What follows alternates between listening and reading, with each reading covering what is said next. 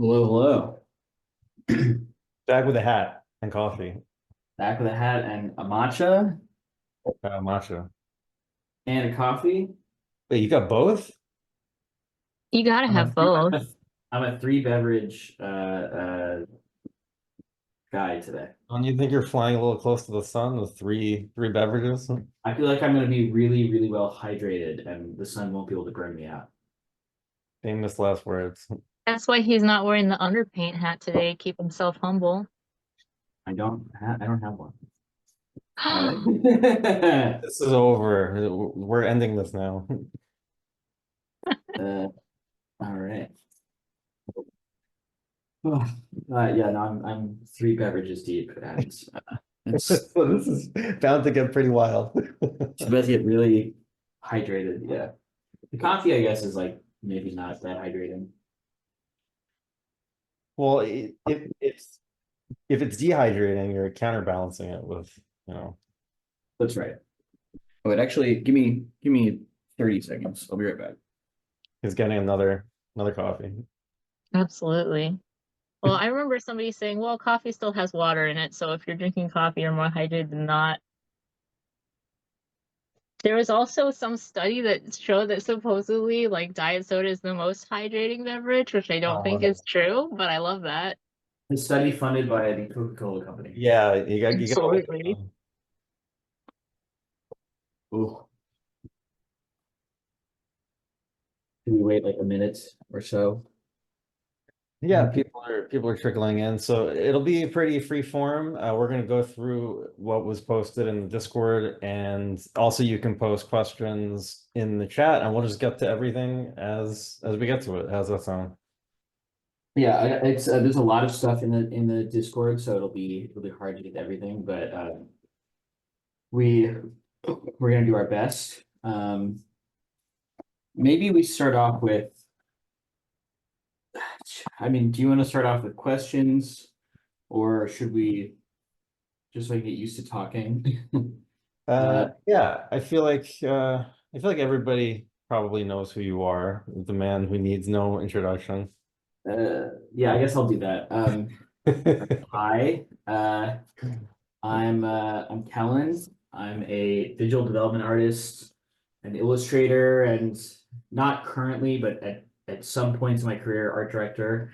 I've worked on a lot of indie video games, worked in VR, worked in editorial illustration, worked doing illustration for board games. But I think most of you probably know me for my feature animation work on the Ninja Turtles, most recent Mutant Mayhem Ninja Turtles movie, Across the Spider-Verse, Mitchell's versus the Machines. Currently working on the second Ninja Turtles movie, which I cannot say the subtitle for, but spoilers, there's a subtitle. Uh-oh, And we're gonna cut that out. yeah, and it has all four turtles in it. Uh, yeah, so that's what I do. I also play near paint a lot. I curate shows, um, and talk to Devin like every week or two. That's another thing that I do. Gonna put that in the Yeah, bio. yeah, and I've taught a number of classes on Underpaint Academy, and hopefully, I think, well, certainly we'll teach more at some point. I don't know when, but yeah. So that's if anybody has questions about anything related to those topics, um, we're all ears. Devin, do you have anything you Yeah, want to? had you get started doing the figure drawing organization? Oh, that's right. Yeah, I also host figure drawing sessions here in Los Angeles. I started doing that probably like 2 years ago, maybe a little bit less. There's a space in Los Angeles called Heavy Manners Library. It's a sort of community library slash bookstore slash event space gallery.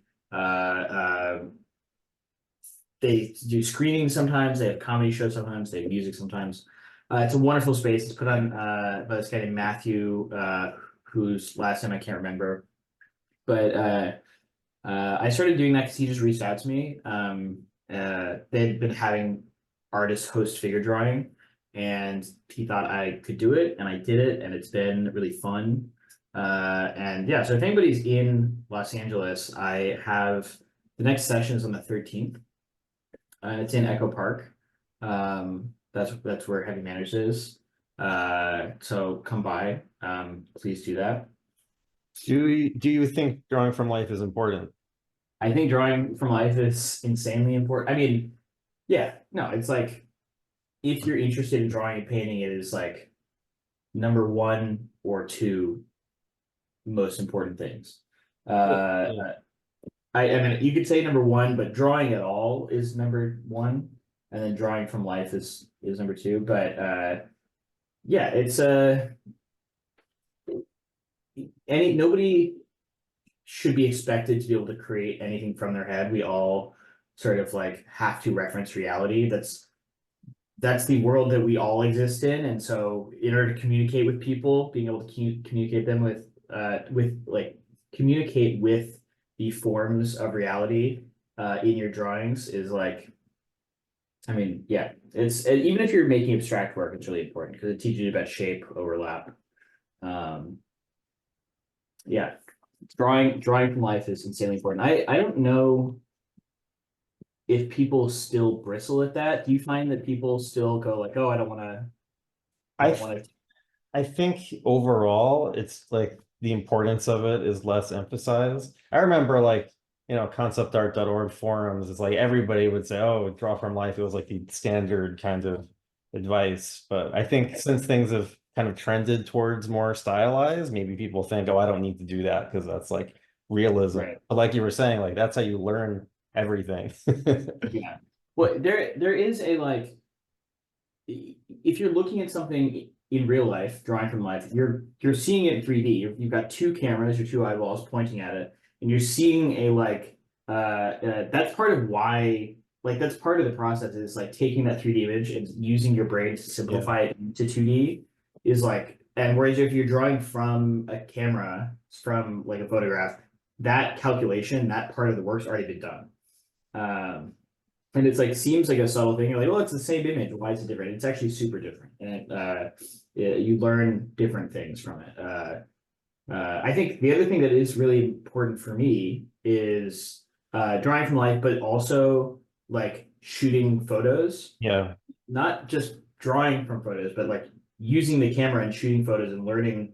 That's actually, for me, that's been insanely important, especially if you want to work in film or work in anything, any like piece of media or entertainment that has cameras involved, games the same way. Learning how to frame something, thinking about composition.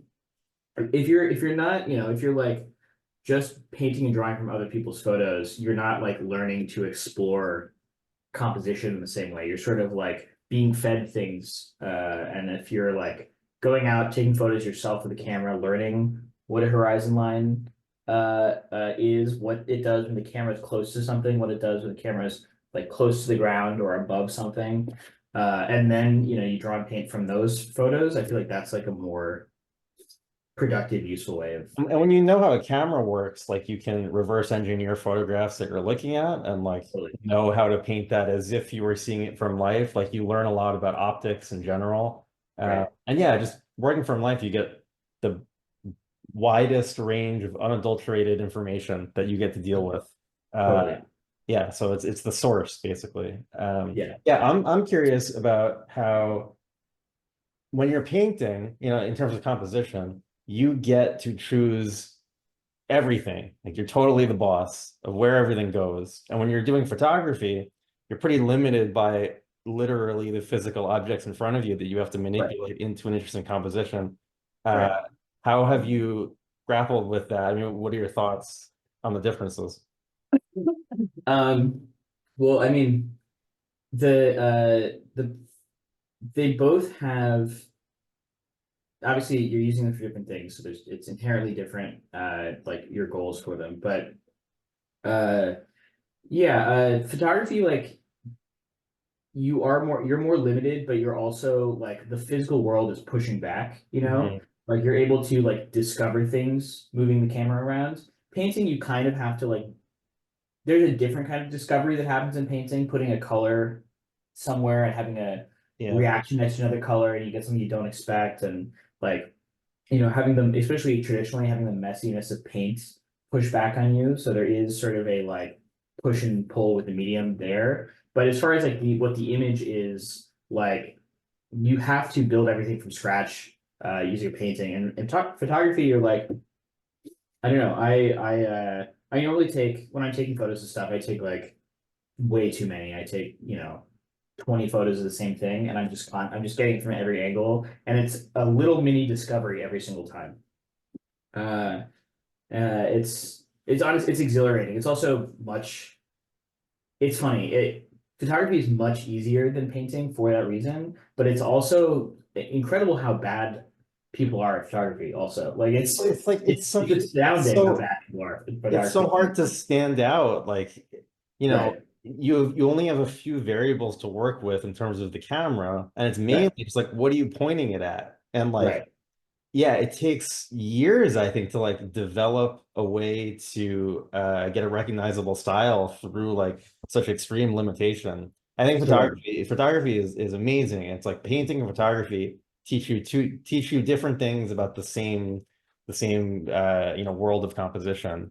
So yeah, if anybody hasn't explored it, like it's very, very Yeah, totally. And there is a huge amount of range with there as far as like what a photo can be. There is almost as much like stuff that can happen in the image of a photo via like via filters, via what camera you're using, via the like just the mechanical like aspect of the film or of the whatever like digital processing is happening through the camera lens. So there's like a lot of, but you don't have as granular control over that immediately. I guess you can like edit things in post, but even with that, it's like for me, I take like straight iPhone photos. Yeah, I don't. it's just like painting, where it's like you eventually discover it's like the tricks don't do anything. It's all just Right. composition, like the Right. fundamentals of, is it an interesting image or not? Like editing is never going to save you.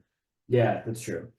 There is a like I think the basic like mechanic of exposure is like the one thing that I'm sort of constantly doing in photography is like, Yeah, and that's the like closest that I'm getting to painting while I'm taking a photograph, yeah. is like adjusting the exposure and like compressing lights and darks. So that in a lot of ways is very similar to painting. But you're doing it in this way that's like uh more global and like really fun. It also like, creates the discovery process in photography. But Um, should we go to the let's questions? There's a yeah, million let's get to some questions. Let me scroll up. Okay. Um, coffee, water, yes, okay. Soda propaganda. People are saying hello. How did your work with video games and board games lead to feature animation? Good question. I basically okay, so I worked at Cards Against Humanity for a while. The silly game that you can buy at Target that has no art. They made a bunch of money, and they did a ton of weird projects that I got hired to work on. And so, doing let's see. Yeah, doing that. I just basically like I built my style, not my style, but I like developed my voice working in that way, and also working in sort of lower budget games. And I think because I was a young person, I wasn't getting paid that much. I also was sort of able to like do, I was able to creatively drive those projects because they weren't for big companies with art directors and like a vision. They were sort of like coming to me for, they were like, you're gonna make the visuals, you're gonna make the art. And so I was like, all right, making the art required me to do like all of the parts of that, the like conceptual part, the like technical part of drawing and painting, the like I was influencing a lot of the content in the games that I was working on. And also because I was working directly with the like programmer, game designer, whatever. Sometimes that was just one person actually. I was essentially functioning like an illustrator, like a concept artist, like a 2D artist who's making assets and an art director all at the same time. And in that way, I think it prepared me well to be a concept artist in feature animation because I was not I was coming in with ideas in addition to coming in with like technical ability. And actually I was not coming in with as much technical ability as a lot of the feature animation people. There's like the feature animation like world is full of like insane talent and crazy people who can paint circles around me, but it also like the studio system creates, unfortunately, historically has created a couple specific kinds of artists, and uh when you are brought up in a studio system where you start doing production art, you tend to make things that the studio wants you to produce in even in your personal life. And I think that like it's not entirely the fault of artists, but or even the fault of the studios themselves. But like there is a aesthetic monoculture in feature animation that sort of changed with Spider-Verse, obviously. We can thank, you know, he's a crazy guy or whatever, but we can thank Albert Damiano for that, I guess. And then also the other everybody else who worked on those movies, but yeah, so that sort of proved, I think, to the studios that like we could do other stuff, and now we can do two things. Now we can do Spider-Verse style and feature and traditional Pixar feature animation. We get one more, amazing. And now of course the Spider-Verse thing is like, honestly, the actual people who are making those movies are like incredible, but the number of people imitating the Spider-Verse style is like fucking insane. It's like everybody. And I think that that's completely natural and normal. But it's also sort of like, if we're not careful, like the lesson we should take away from the success of the Spider-Verse movie should not be that things should look like Spider-Verse. It should be that things can look different, and new aesthetics should be pursued. But yeah, so I think that for me, working in games and we're coming from these other like worlds, not coming from animation. And I wasn't in normal games. I didn't like work at Blizzard. I worked on like weird indie games. I was like deep on like I was like on the TIG source forums back in the day. I was like lurking, not posting, but like you know, it was, we were coming from those other places. I think I came in with at the right time. I got recognized online by production designer Lindsay Olivares on Mitchell's versus Machines. And they wanted to do something different. Spider-Verse was being made at Sony at that exact same time. Lindsay, I don't know how many of you guys have seen Mitchell's, but Lindsay wanted a different look. They actually had to fight with production a little bit to get me hired. Like the director, like really like kind of drunk at a party, like 6 months into me being hired at Sony, was like, dude, we had to fight to get you hired. It was crazy. They didn't, we believed in you and they did it. And I was like, bro, you can't be saying this to me right now. I've only been here 6 months. But he was meant it in like the nicest way possible, obviously. But the point is like, there was friction about hiring non-feature people onto a big production like that. And looking back at my old work, I'm like, A, obviously I could do it because I did it. But B, I also now as somebody who like has experience in a production and like opinions about, you know, and I'm also now a teacher. I've taught like having opinions about who like what kind of an artist would fit in well with like a production's goals and that sort of thing. I can understand, especially production people who don't have the aesthetic sort of like understanding about art. They just have the production animation side of their brain, being like skeptical that like this doesn't look like this. How would that work? But that's the thing, is that they took a chance, and they did that with me and also with other people that worked on those movies. And yeah, and it worked out great. And then I hit the coming outside of animation, like right at the right time where Mitchell's was getting made. Spider-Verse came out like sort of halfway, a little bit less than halfway through my time on Mitchell's. So there was this like, I hit the momentum at the exact right time where like the thing that I was doing was like lining up with a small faction of animation people that then turned into what is now the like one of the main driving forces in animation, which is the like sort of like feature alt animation feature style, which is kind of like no, that's not actually one style, right? Like the Mitchells, Spider-Verse, Turtles, people say Spider-Verse style. Obviously, they don't look anything the same at all, really. Like same with like, I guess Puss in Boots 2 and Spider-Verse, because they had a lot of people overlapping. There is some aesthetic overlap there, but like color palettes and stuff. But like, you know, bad guys at DreamWorks, Wild Robot, you know, they have their own push that they're doing. I just hit that at the right time.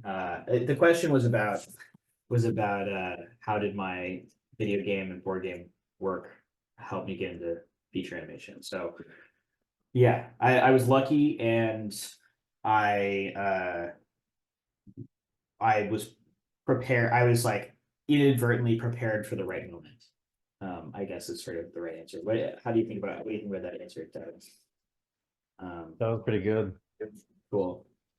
Yeah, all right. Next question.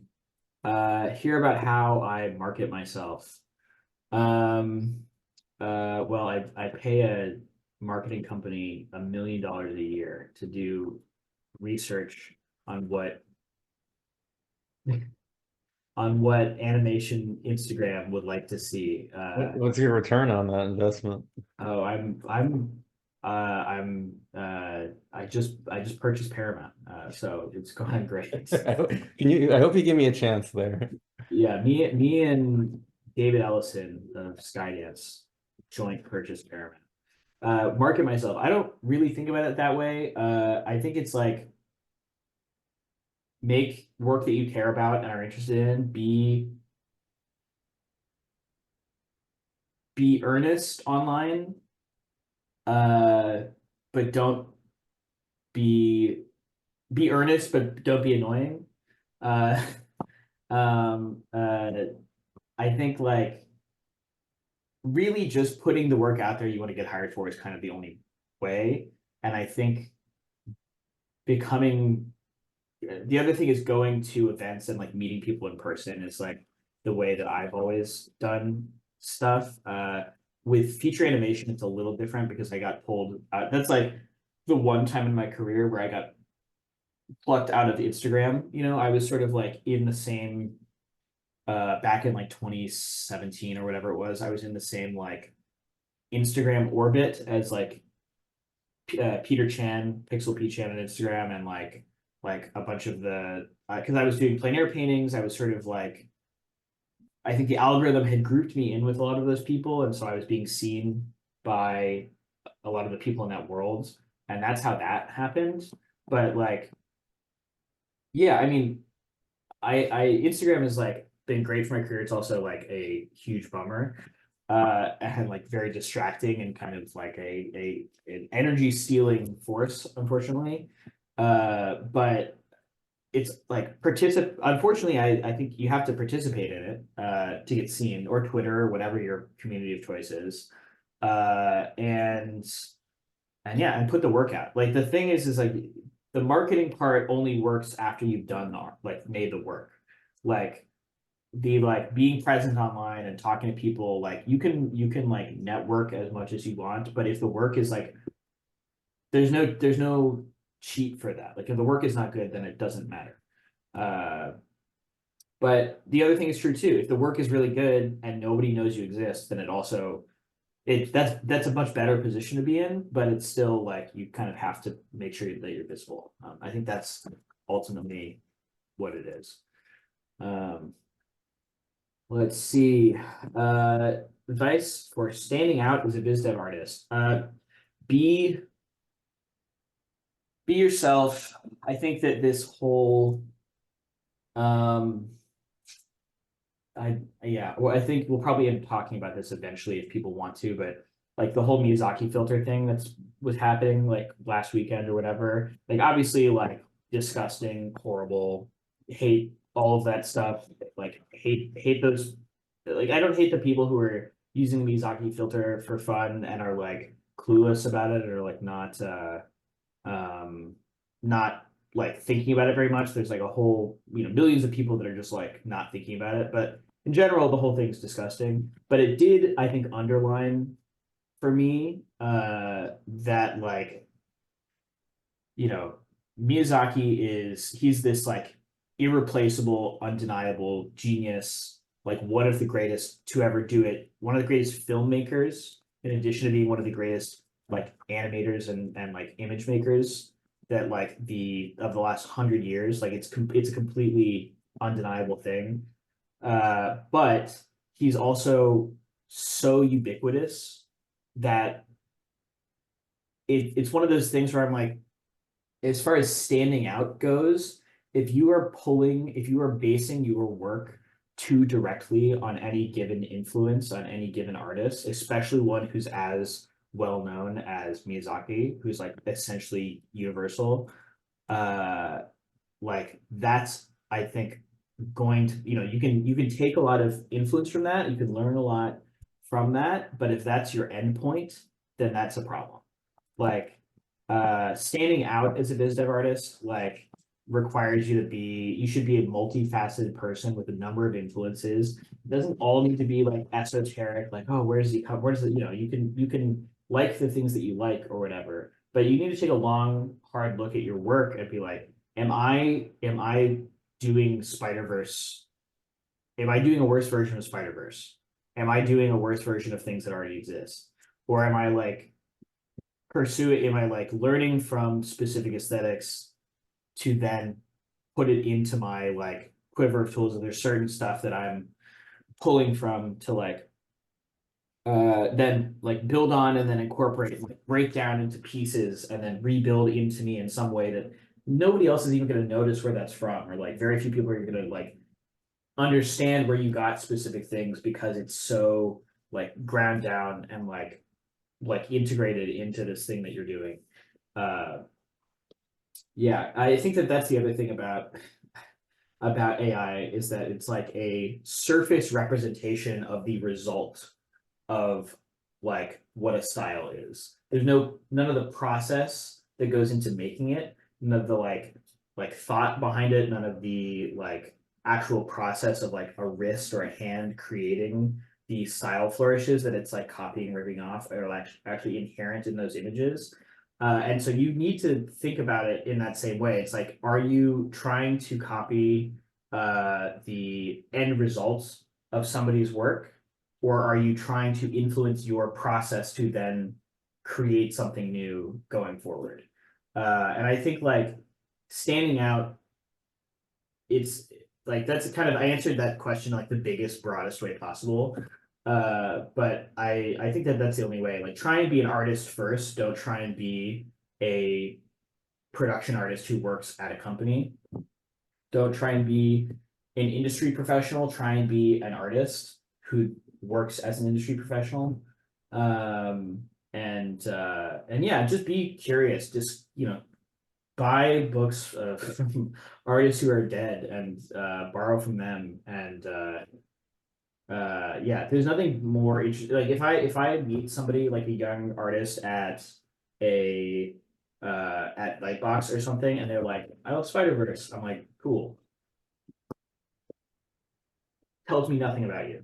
If you're like, oh yeah, I've been like oh yeah, I'm like I was like looking at this German expressionist painter, and he's doing this thing that's really interesting, and it's like I'm trying to like reverse engineer like reading about the time period, and like I don't know, like it's both the like the other thing that about like Visdev art or being a Visdev artist is like so much of what we do is the aesthetic part, but a big part of it is also like the concepts, the ideas. It's less the case in like later parts of production where you're doing color keys or like props or something, but even then it's true where like you having like aesthetic knowledge and aesthetic instincts is good, but also like having like content and knowledge that like is content, gross word, sorry, that's like related to the things that you care about and like how that stuff influences your work is incredibly important. Yeah, so that's my long-winded answer about how you stand out as a business artist. I knew German expressionism was going to come into play at some point. Yeah, yeah. Oh, we love it. We love it. Weimar Germany was tight.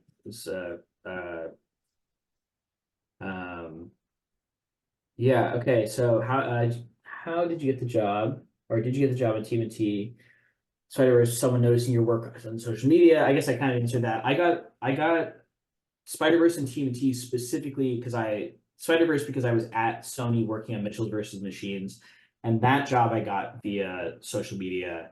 But also like I'd met some of those people in other contexts at some point, so I was sort of like in the circle, but the people that reached out to me from Sony weren't directly connected to those people. So the Spider-Verse happened because I was on Mitchell's and they made Spider-Verse 1, and then Spider-Verse 2 was hiring internally at Sony, and I like, was a good fit and made that jump. And then Turtles happened because a bunch of us left Spider-Verse 2.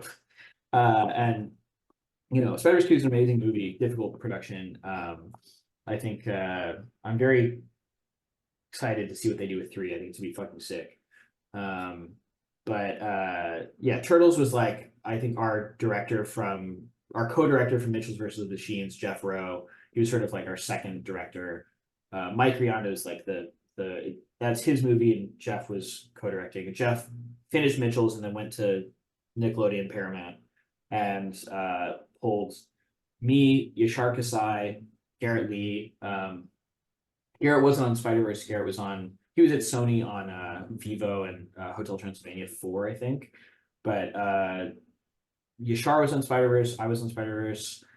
Tiffany Lamb came over. All of us got pulled from that production. Arthur Fong, who's an amazing, incredible artist, and became an art director on Turtles. He production designed Wish Dragon. He was at Sony doing stuff. And then actually we have Peter Chan's now art directing on Turtles 2. He left Sony to come do that. So that's like a lot of that was like I got in via Instagram, and then the jobs since then have been in this cohort of people that we've sort of worked with in the past. And then but we also there's new people that get introduced too, like it's not just all of us together making stuff. Like Woodrow White, the character designer for Turtles, he's like a good friend of mine I've known for years and years and years. So he's not an outsider in that way, but to the industry he is. He's like the principal character designer and like one of the most influential people on the art style of Turtles. And he was a fine artist and illustrator making like really vicious political portraits of I don't know who's of like Mark Zuckerberg and like Peter Thiel and just like he was making these like just really vicious portraits of like shitty people and amazing painting, like moody paintings that he was selling in galleries. And our director was like, should we hire Woodrow to do the characters? And we were all like, obviously. So there's outsiders get in, and it's actually the reason why Turtles looks the way it does is because we all worked together on like Mitchell's and Spider-Verse, and we were all doing our own thing, and we were kind of the weirdos of those teams or whatever. But we kind of like needed this like outside injection of like talent and style, and that came from Woodrow coming in from the outside. So it's anyway, big answer. More I will answer your question and 10 other questions. Would I recommend art school? If you can afford it, yes. If you cannot, no. If you can afford it, like, I think being in person with people and your peer group is really important, not just for like learning arts, but also like just socialization. Like people come up together, people learn to be collaborators together. I think that part's incredibly invaluable. The thing that sucks is that art school is now like $250,000, and that's like a disgusting. Like the system is completely broken. That's completely fucked. So like if there's a way to, and people don't really care about degrees in the same way, at least not in like our realm. I think Underpaint is a great place to learn. You get to learn from professionals who are working. Art schools can be really, it can be really wonderful. I went to Rhode Island School of Design and I don't regret it. It was a wonderful thing, but like, and there's a lot of fantastic professors, but like with any school, there's also like a portion of those professors that have been there for like forever. And some of that is good. Some of that is like you need this institutional knowledge that goes back beyond any industry trends, that is just like a core knowledge base of like taste and aesthetics. Like I know professors that I had that were not industry related, but gave me some of the influences that I've carried forward into my work. Like my professor Gene Blackburn told me about Lebbeus Woods, who's like this incredible architect and architectural draftsman and illustrator. And I like saw his work. I was like, oh my god, this feels like Half-Life. He was a huge influence on rest in peace Victor Antonov, incredible art director of Half-Life 2, Dishonored. So that influence for me, Lebbeus Woods, was given to me by this professor who's not related to industry. So like there is value in that, but the other part of it is like there are people there who like aren't connected to what's going on, and do you want to pay for do you want to pay like a shit ton of money with the chance that you like aren't getting the education that you want? I think it's hard. I think I'm like it, like if you're afraid of going into debt to do art school, I would not suggest it ultimately. But it depends. It depends. Yeah, I realize that's a weird question to answer while I'm on an Underpaint Academy call. Well, I mean, the bright side is I have seen a lot of people in online classes and underpaint classes like forming those like friend groups and connections. So yeah, it happens online too. It's true. There is something about being in person with people, but I agree that it Yeah. is Yeah. yeah.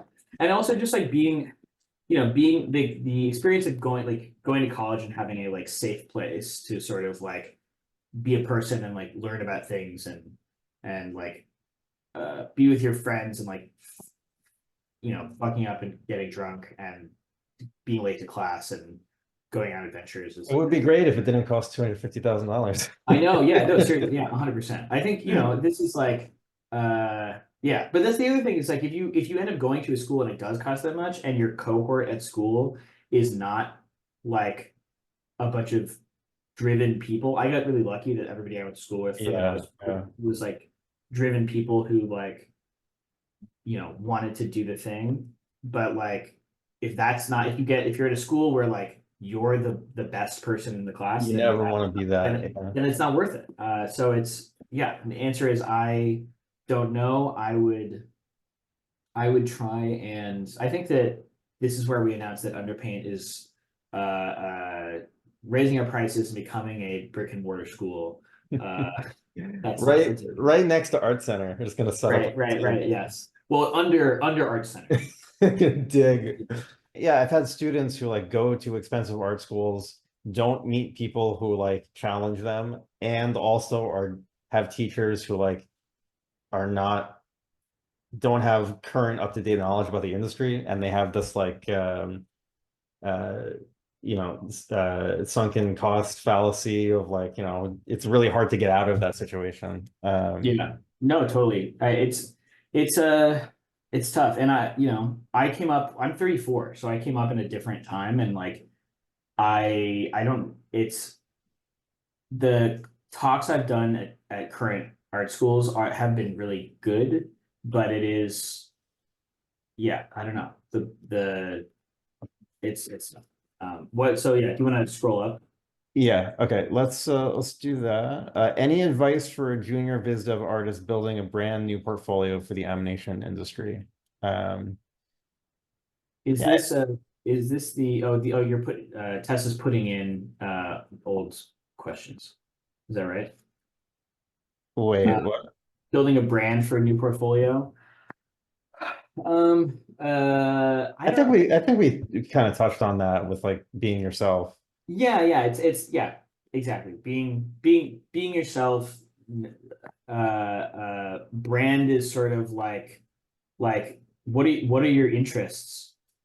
Who are you? What do you care about? Yeah, it's like everybody has unique handwriting without thinking about it. Like you've developed this way of writing letters that is Right. distinct from everybody else, and you didn't think like, oh, what are my letters going to look like? It just kind of happened. I think that's ideally the kind of intuitive thing to try and explore with your art.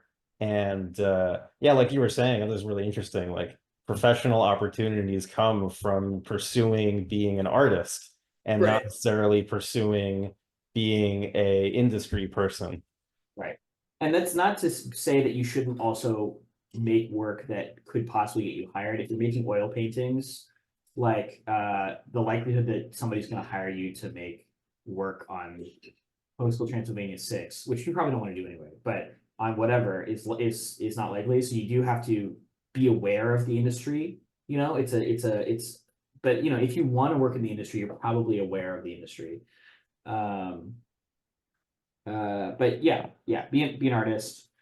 Following up Ash's question, how different is Visdev portfolio for animation versus games? Are there something that makes them distinctly different skills being showcased? I don't know. I think that saying that's part of the issue right there, right? It's like, is this a games portfolio or is it an animation portfolio? There are differences, but I think that it's missing the point. You should be making the work that you want to make and that you're interested in. And I guess if you want to get into games specifically, like what do games look like? Look at your work. Does it feel similar to that? Do you care more about working in the games industry, or do you care more about making the work that you are interested in and then finding out where that work takes you and who will hire you for it? Animation, like the differences are like the broad style things that like are more common in animation than are in games, but like honestly those two things are they kind of overlap now. Like they're making like Arcane is like one of the things that people are trying to mimic in animation right now, and it's based on League of Legends, and aesthetically a lot of people I know that worked on Arcane worked at like Riot before that. So like that's a like part of the industry that's now kind of like blending together. There's also, I think, feature animation especially and games kind of just overlap in general. There's also this other part of games, the like what's it called? The Call of Duty like realism, hard surface modeling, sci-fi design, 3D people, 3D photographs people. That's like a whole other thing. It's almost like a distinct world, really. And if you're trying to get into that part of games, then like, you probably shouldn't be making work with eyes that are like this big. You should be modeling guns that people are using to commit atrocities in across the world or whatever the fuck. That's a weird thing. The military fetishism in video games is very strange to me, but I also like grew up playing Call of Duty, so I get it. But Yeah, it's something I've like reevaluated as I've gotten older. yeah, the number of times where I was like, I'm gonna draw a guy and I'm gonna give him a fucking Kalashnikov, but I'll put a flower coming out of the end of it, and it's like I probably will keep drawing stuff like that, but it's anyway. Talk to a concept artist who didn't have the art school experience. And it's very similar to talking to a tech bootcamp grad in IT. He had to pay for his mentorship, and his exposure was a fraction of my understanding of the larger art world, and where he fit in that. And yeah, so this is I agree with, I actually do agree with this, is that like there is a huge amount of indirect learning that happens in a good art school with the right people. That is like, you know, I think taking art history classes. That's the thing, is we there needs to, you gotta get an art history teacher for Underpaint. I think it'd be so sick, dude. Yeah. Actually, I really do. I mean, I don't know. Like, let's see it. You think people would take it? I mean, when you go to like a school and then it's like a required part of your, it's like, I, oh, I'll have to take the art history. But if it's yeah, offered as like, I mean, I I would love think to do that. I think people. Okay, like let's see a show of hands in the meeting who would take an art And history this is class. binding. You have to take it if you say. Yeah, you have to take it. You're committing to spending. No, put it in the chat. You're committing to spending $850 on a class. I'm kidding, not to.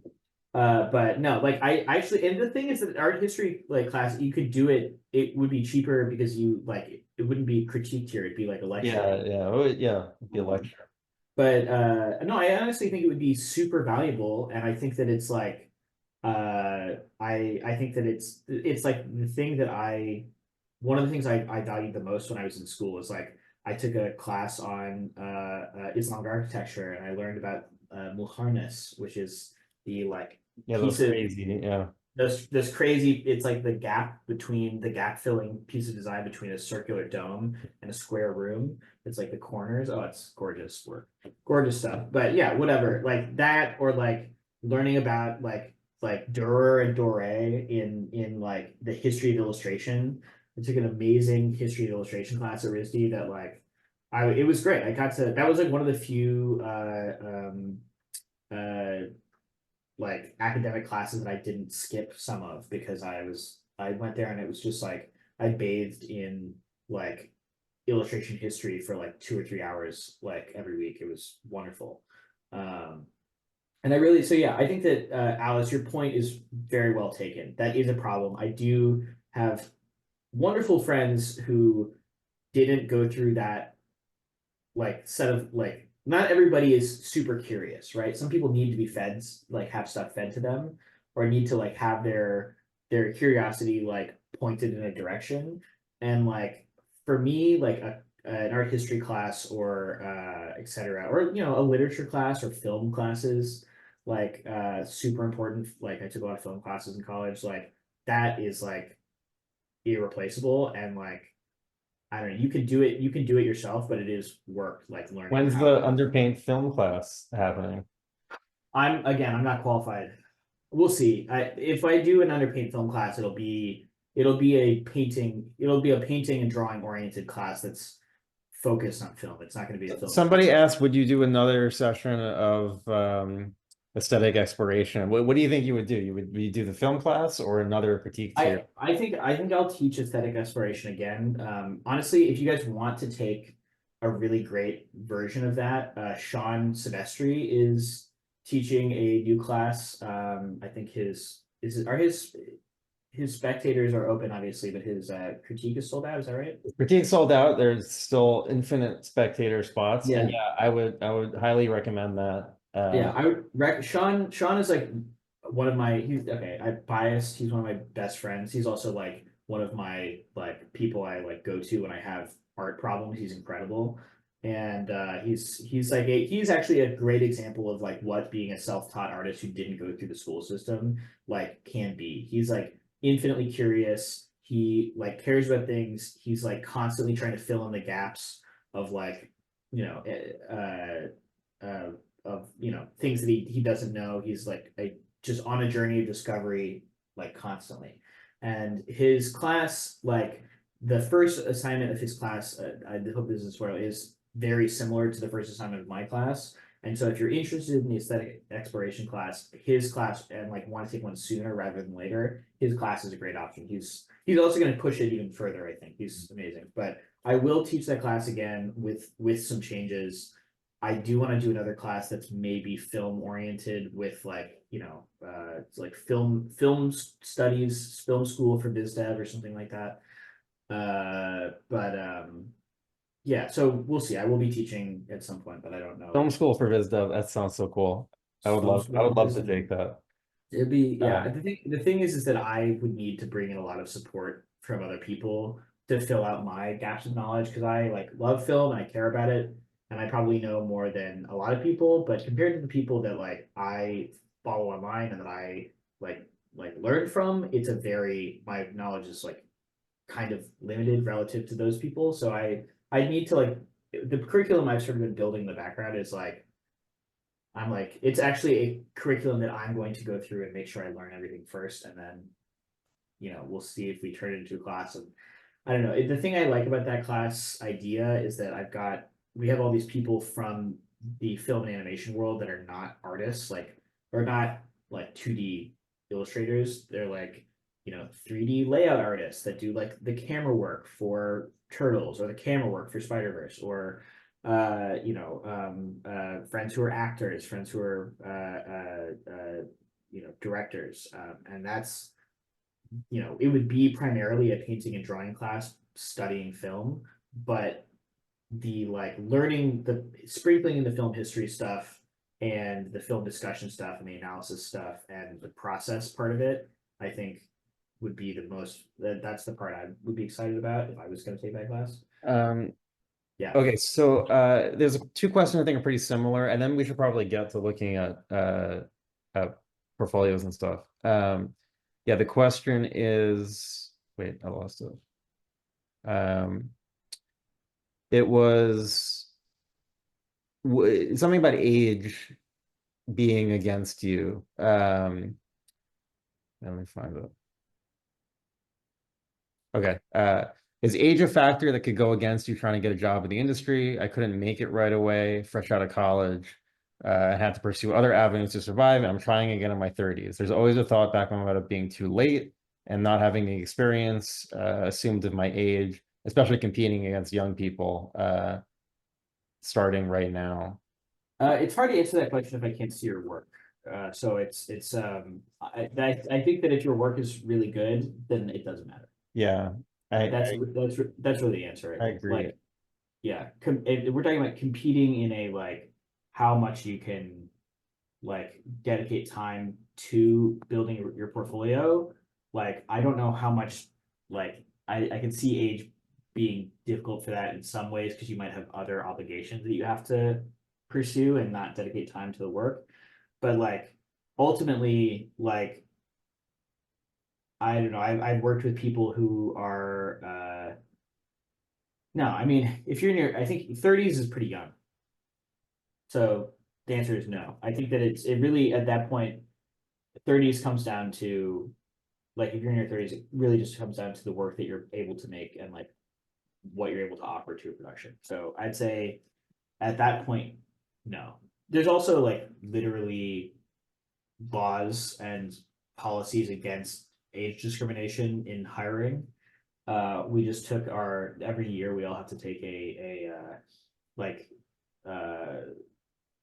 whatever, do like a course on like HR stuff, harassment training, like all of the important things you should know when you're like working in a production. And one of the things they keep going over is like they ask the question like, oh, is it okay to just not hire somebody because of their age, or should you hire somebody who's the best for the job? And obviously the answer is no, that's not okay. So I think, yeah, I don't know if that's exactly what you're asking, but I think that you kind of have to look at your portfolio and your work and be like, where am I at? Where do I want to be? And how hard am I willing to work to get there?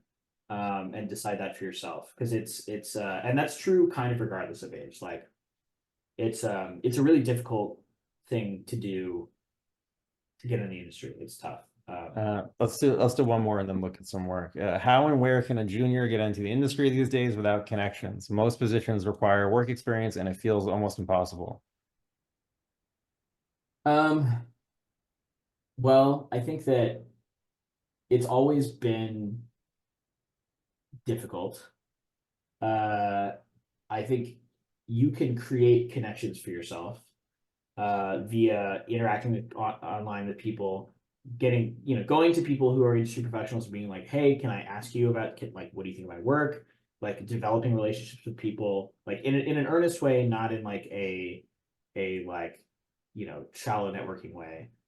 Going to Lightbox, like meeting people that way is really important. Like being a face and not a like portfolio is really important. But the other thing is like there are people who are young who are getting pulled in to work on productions all the time, and the people that get pulled in with no like connection at all, and connection being a term we're using loosely, like without like having made an intro email with someone or whatever, like people who are just being plucked off the internet, that's happening all the time. But those people tend to be like incredibly talented and very visible online. And so like it can happen, but like getting in that way is just, it's difficult. So yeah, I mean, places to get, like I think that they still do internships at places like Pixar, Disney, Nickelodeon has a really strong internship program. And but I think for me, like I came in a way like in the sideways way where I was freelancing and building up this career outside of the studio system, like being like independently, like doing all kinds of jobs that I could do, posting online and like, being visible, doing plein air painting. And so if you can build that up and be visible enough doing your own thing, people will take notice, I think. Yeah, I think like it usually happens in that sideways manner, and like I wouldn't think of it anymore as like a ladder that you climb. Like it's like internship, and then it goes up from there. It's 100%. really focus on your interests. Yeah, and things happen in unusual ways. The way I think of networking is again less like that traditional picture of like, oh, you go to a convention and then somebody high up gives you a card, and then an opportunity happens that way. Like networking instead, I think, is having a circle of friends that you're just genuinely friends with, kind of equals, and like working towards the same thing. And over time, you kind of pool your resources and everybody helps each other. And I mean, that's what happened for me, of like making friends, and then opportunities happen through that circle of friends as people get more opportunities. You just naturally kind of share that with your circle. So I think if you can't really do it alone, like unless, like Kellen said, you are like extremely talented and have a huge online presence. Yeah, there's people like I don't know if you guys follow Alarico online. I don't know him personally, but he's like 22 and is like twice the artist I am. He's insane. And like there's people like, and he's got like 300,000 followers. There's people like him, Yeah, who like, you're just like, he's putting in the work. He's making like, you can tell the amount of output he's doing. He's making work every single day. He's like participating online, and like I know and his work's incredible. I know somebody who hired him as when he was like 21, which is recently, it was like last year, to work on a feature, and that happens. Me, I didn't have that. So but I figured it out doing it a different way. So yeah, that's the exception, not the rule. that's the exception. That's the exception. So don't despair, though, I think is the other part of it. Okay, so this person asked a specific question to me. I'm on the fence about buying your Underpaint Academy class because I'm afraid, according to the description, it's a feedback heavy class, which means the majority of you commenting on someone's work. Is that true? Should I buy it? I would say if that's something you're worried about, get it on sale. If you're interested in that. Currently on sale. It is currently on sale for probably for not very much money, right? It's 20% off. Okay, well, yeah. Well, there'll be like flash sales. There'll be like, big Kellen flash sale at some point. So yeah, but the other thing is like I will be teaching it again at some point. So if you want a feedback, yeah, I think like if you're looking for technical fundamentals, there's probably more dedicated classes to that. I think Kellen's class is about like, what do you say with that kind of grammar that you're learning in other fundamentals classes. So yeah, I think also I think Sean's upcoming class is going to mix some of the fundamental stuff into that also. If you wanted to be part of a live class, I think Sean's class is a great It's a great opportunity. Totally.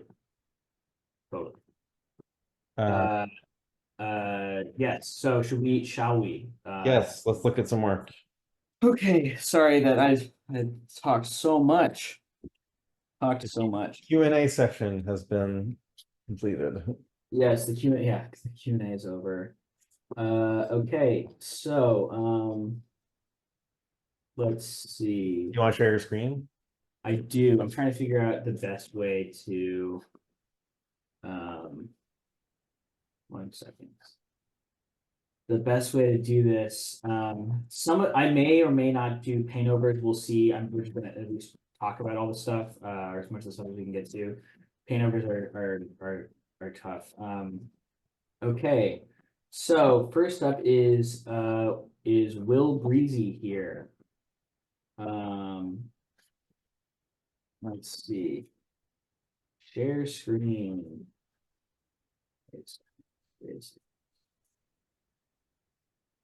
Oh, there it is. Screen 3. Okay, can you see this? Yes. Yeah. Yeah. Cool. Let's see. Yeah, it's definitely okay. These are cool. I'm curious. I really like this piece. I think it's fucking sick. I think it's very, very sick. It's sort of just technically accomplished enough to fully sell the idea here. I like it a lot. As far as like actual critique, it's like definitely the stronger one based on like the other compared to the other two that you've included. For me, I'm like you're doing a horror thing.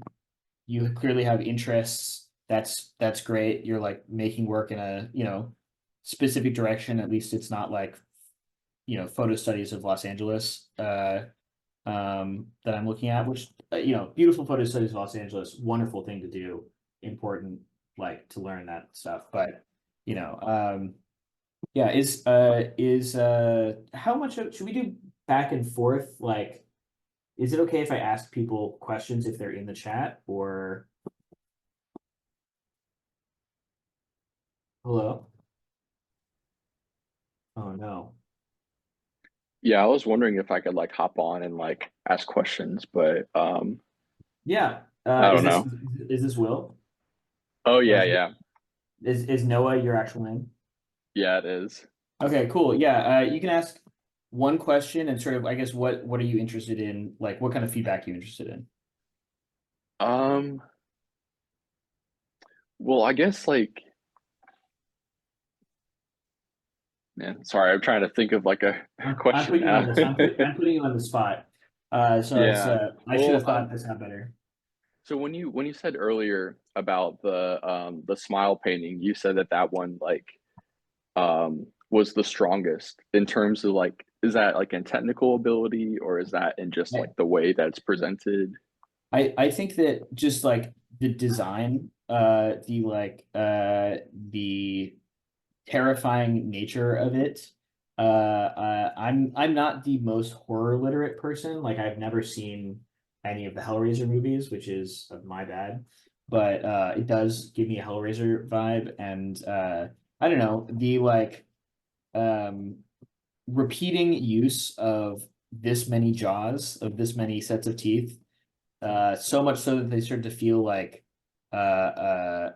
necklaces or um, uh, parts of the neck itself as opposed to a jaw. Like it's this like use of anatomy as a like sort of simplified repeating element. So much where it becomes a design element. It sort of ceases to just be anatomy. I really like that part about it. Okay, also wanted to say that this isn't my original design. This is actually from a movie. Okay, that's a really good, very, very important. What movie is it from? Because that's It was if it's from Smile. If you ever okay, seen like it's the from trailers for it. it's from Smile. I haven't seen Smile, so that's why. Okay, so like in that case, then like if this is a study of Smile, which I realize it says Smile right here, I think that like on a technical level, like I think it's not bad, but it is sort of simple. I do think that like the yeah, I mean, I think that like your actual like technical painting is sort of on its way, but if you're presenting, I kind of don't know what to say because I'm like you should definitely continue to work on your drawing and painting. It's you're not in a bad place, but it's not quite a like professional place yet. Are you a working professional? Oh no, right now I'm a student, so like I kind of just do this as like a practicing getting better, like grinding to Oh, get to great. that point. Well, good, good. That's exactly what you should be doing right now. Is this from a thing or is this your design? I made this one up. Okay, cool. Yeah, I think that like uh there is there are nice things about it, but I do sort of think like as long as you're in the mindset that like you have to continue to grind and like work on the technical aspect, that's good. I do think that you like clearly have a set of interests and you're clearly developing your taste in this like horror direction. I think that's great. But yeah, sorry. This is I'm fumbling the bag here on this first crit session because I didn't ask all the questions I should have asked earlier. So forgive me, everybody. I guess I have to go watch Smile. Yeah, That's a and then great movie. cool. Yeah, I heard Smile 2 is even better. Uh-huh. I've never heard of it. It's It was sick. I'm not in the it's horror world. it's Paramount like made like Smile's like low budget and it like blew the fuck up like 2 years ago, something like that, 3 years ago. Oh yeah, I'm looking at the monster. It's funny. I think like your critiques about the design apply to, apply to the movie monster. Yeah. Uh yeah. Well, okay. So I think to me I'd like to see you like probably do some studying like figure drawing from life and figure painting from life specifically. Uh because I think that like if you're gonna be doing horror fleshy work like this, learning to paint the figure in a without having to rely on the inherent interest of like somebody's body being like misshapen and deformed is probably gonna like uh boost your like ability to execute on this sort of thing like uh pretty quickly. So I would like be drilling on you know painting from life, painting the figure from life. Do you go to figure sessions at all? So I used to, but the person that was running the session kind of like fell off, so I'm kind of just waiting to go back. But for now, I do like from online like resources. Cool. That's good. That's good. Yeah. So yeah, I mean, yeah, keep grinding. You're probably what, like 20, I'm 26. 26? Okay, Um, cool. yeah, I was in the military before, and that kind of took away a lot of my time. So now I'm pursuing this like full time. 26 is pretty young. I know Jeffrey Allen Love, who's like an amazing illustrator. He's not an industry person, but he started as a like full-time illustrator, like an actual editorial illustrator making work like for professional shit like at 33, 34. So it is like you've got time. I think like, just really dedicate yourself to it and you'll be all right. But it is going to require like, you know, yeah, full dedication. Yeah, I think the well first, yeah, I started seriously when I was 23, like doing this every day. But yeah, I think what Kellen said about painting from life, like it's probably gonna be a theme. Like that's the big thing. Like paint from life a lot. That's gonna be your main way to improve. Totally. Uh, yeah, well, thank you so much, Noah. I hope that was helpful at all. I'm a No, it's little awesome. embarrassed that I didn't catch that this was a study from a movie, but it's good. Doing film studies is good. I'm curious to see like in addition to like studying the actual figure and stuff, like I'd love to see what this looks like in context, or if you were doing a film study where you were like actually including the cinematic intent of the camera. Yeah, I think context is important too. Like the 3 pieces that you posted, the backgrounds, it doesn't really relate to the figure. I would try and make some paintings, and again, like you're gonna have to do those paintings from life where everything is really integrated, like subject and background and like multiple things, because it feels very subject focused, and then background is kind of like an afterthought. Okay, Yes. so do like background elements and things that actually contribute to like the character or creature or Yeah, whatever. like full compositions. Set them in a scene, because like the scene can be simple. It can be as much as like as simple as like knowing that there's a light source coming from this direction, even if the crop is like pretty close. It's just like Mhm. because like the light and form that's happening on the subject matter of this is created by the environment that it's in. So it shouldn't be separate in terms of the way you're thinking about it. It should be a like, until you can construct that in your head where you're like, oh, I've got a fill light over here and a rim light over here. Like, study the whole thing, I guess. Cool. Thank you so much. Next one. Thanks for the feedback. Yeah, no problem. Saab, on Saab on Discord. Okay, so I'm looking at these. I think that for these are very like I guess they're very you seem to be early in your journey, and I think the best thing for you is just to like if you're going to take classes, take fundamentals classes.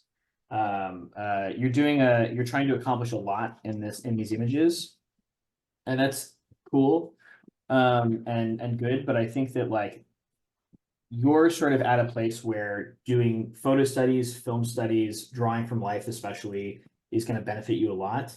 Continue to, if you're trying to make stylized work, that's, continue to do that on the side, but you should be like spending energy, studying from life. Stuff like basic stuff like there's no drop shadows underneath these cars. Just like learning how to observe an image and like compare your painting to what you're seeing and being like, what are the things that I'm missing? Like learning how to see, honestly, is I think that the thing you should be pursuing the most. Cool. Next up. I'm gonna destroy all of these pronunciations. Whose is this? It's T. Sorry, that's mine. Cool. What's your name? T. T. Nice to meet you. All right. So, yeah, what's the context for these? Like, who are you? Are you students? And what's the sort of intent behind these images? Yeah, I guess I'm still like early in my journey. I've been really enjoying environment sketching, and I'm kind of aiming for BG design. Cool. Are you currently in school, or are you taking online courses? What's the current Oh yeah, I'm taking some online courses. nice. Where are you? I already graduated. Okay, cool. So you're like what, 20 something? Yeah, like I'm in my late 20s, I guess. Yeah. Okay, cool. Got it. Cool. I guess I don't know how okay it is for me to ask people's age. I guess somebody asked that age question earlier, and I guess I'm learning that it does matter because I want to know where people are at and what kind of feedback I should give. Cool. Yeah, these are nice. I think that is this one on the top left here sort of like final line work, and these others are like sort of like looser, sketchier line work. Is that correct? I think it's more like it's like built into a GIF. In terms of, oh wait, sorry. Yeah. They're all like the same kind of line works quality. Okay, got But I kind of want it to look a little bit sketchy. I'm not sure if that's like a good thing to have in portfolio. No. Sketchy is totally fine. I was just curious if this was like had another pass on it because the line work is a little more specific and like tighter in places, but just for context. Yeah, I think that there's like some nice drawing here. I think as far as background design, the like uh having having a like being able to express like line like an image with more simplified line work in addition to this sort of more like uh um complex nuanced line work I think would be good. I think wait, here you have a portfolio. Okay, yeah, here it is. My bad, this is your Instagram. Okay. um yeah, I think that you're on your way. But I don't know. Have you what backgrounds from if you want to do background design specifically, what backgrounds like from which cartoons are you like interested in or like excited by? I think I've been more interested in like feature backgrounds. I really like Claws, and I do realize that Claws has like a very clean line, like very straight. Um, Wow, so okay, like thanks. compared to what I have, I think mine right now is looking more like an indie game type of line and shapes. Yeah. Sure. Yeah, so you're saying Klaus, like the Christmas feature from like Yeah. Rose Lane. Yeah, beautiful, insane, beautiful background work. Yeah, I mean, in that case, like uh background for feature versus environment for feature versus background for TV. Sorry. I think that like if you're interested in background specifically as opposed to doing Visdev for feature in like the Western animation sort of like studio system, like the like feature background stuff is tends to be like sort of smaller productions and the European based productions, but the like Visdev stuff is more the bigger like Western American productions. I think if you're interested in pursuing Visdev, I think that more. I mean, I guess you have painted stuff here. Um, yeah, I'm trying to think. Have you seen Stugo? I don't think I have. The first episode uh is on YouTube, but the art director is Sam Bosma. He's an incredible illustrator and art director, had a big influence on me. And so just this line works stuff sort of reminds me a little bit of like uh maybe sort of like I don't know that it just makes me think you'd be interested in the backgrounds for Studio. Also, it reminds me a little bit of like I don't know, maybe look at Amphibia, Owl House, Steven Universe, that sort of space, of which Sam worked on a couple of those. I guess if you're interested in Klaus stuff, like I think drilling down on again on like painting from life and like like digital landscape painting, I think is going to be really beneficial to you. I'm seeing that you're doing like I'm looking at your Instagram. Do you mind if I pull your Instagram up? Oh yeah, sure. This is it, right? Yeah. Okay. Yeah. Yeah, I think that like I'm looking at this and it's sort of all sitting in this kind of like in this stylized way that reminds me a little bit of like it's a little cozy. It's a little like it feels a little cozy in a occasionally in like and I don't mean this like I hope this doesn't sound bad, but occasionally in like a mobile games sort of way. Which I think is like if you're looking at Klaus, there's a like a real understanding and reverence um for like more sort of like grounded landscape painting. This one is nice. There's some really nice things happening back here in the clouds, or in the clouds in the mountains. There's no clouds at all in the mountains.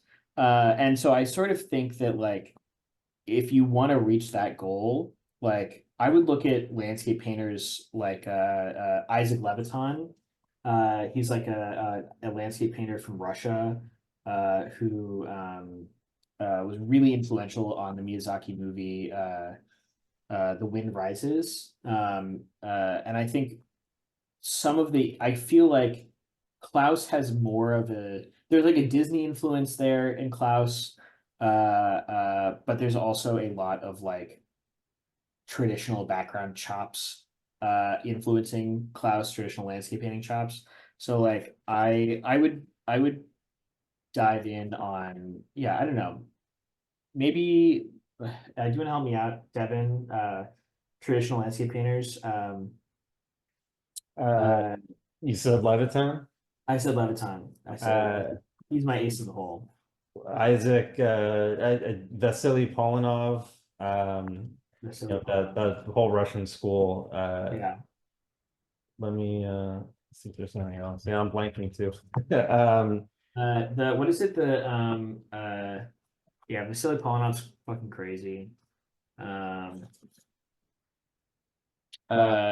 like I don't know how to pronounce it. Arkib Quincy. It's got crazy, Yes. crazy colors, which is like very relevant, I think, to modern Visdev stuff. KHIP. Arkip Quincy. I'll put it in the chat. IP. Let's see. Yes. Yeah, when in doubt, study Russian landscape painting. Ivan Shushkin. I love that. Sorry, this is very random, but I love that you point out specifically Russian landscape painters. Yeah. Yeah. I mean, they're some of the fucking best. I mean, so like, look at these shapes. Like it's actually, these are very, like, there's a lot of like realistic information and knowledge happening here, but the actual like stylization of these Very designed. Super. Yeah, and yeah. Go ahead. I was gonna say it should be a gateway into realizing that even more naturalistic painting is also just as designed in a different way. Exactly right. Yeah. Because I think that for me, like the stylization inherent in your work right now it's just like and not that this is bad if this is what you're going for and the thing that lives in your soul, then it's totally fine. But there is a cozy, chibi thing happening that I think is not like it's a specific look that can be really appealing and is incredibly popular and super appealing to a lot of people. But it is, if you're talking about like doing something in a production like Klaus, you need to be able to like, you should be beyond the style of the movie that you're working on and have to like, and not rise up to meet the aesthetic, but like be able to like take what you're doing and craft it into a way to fit into that aesthetic. You know what I Right. mean? Like, Yeah. Yeah. I do realize that's a problem I'm having right now too. That's something I'm trying to grow out of. Cool. Yeah, and it's the thing is that you probably found, and this is totally normal. I had the exact same arc, not with your aesthetic, but with whatever I was doing in the past. Sorry, for me it was like I was like a huge Mike Mignola fan. He's the greatest of all time, but like he's also like he's him, and I was like using some of his shortcuts to achieve an appealing image without actually having the base underneath that he had. And I think that for you, like, you need to build out your base more so that you're like you can expand past the sort of appealing style solution that you found.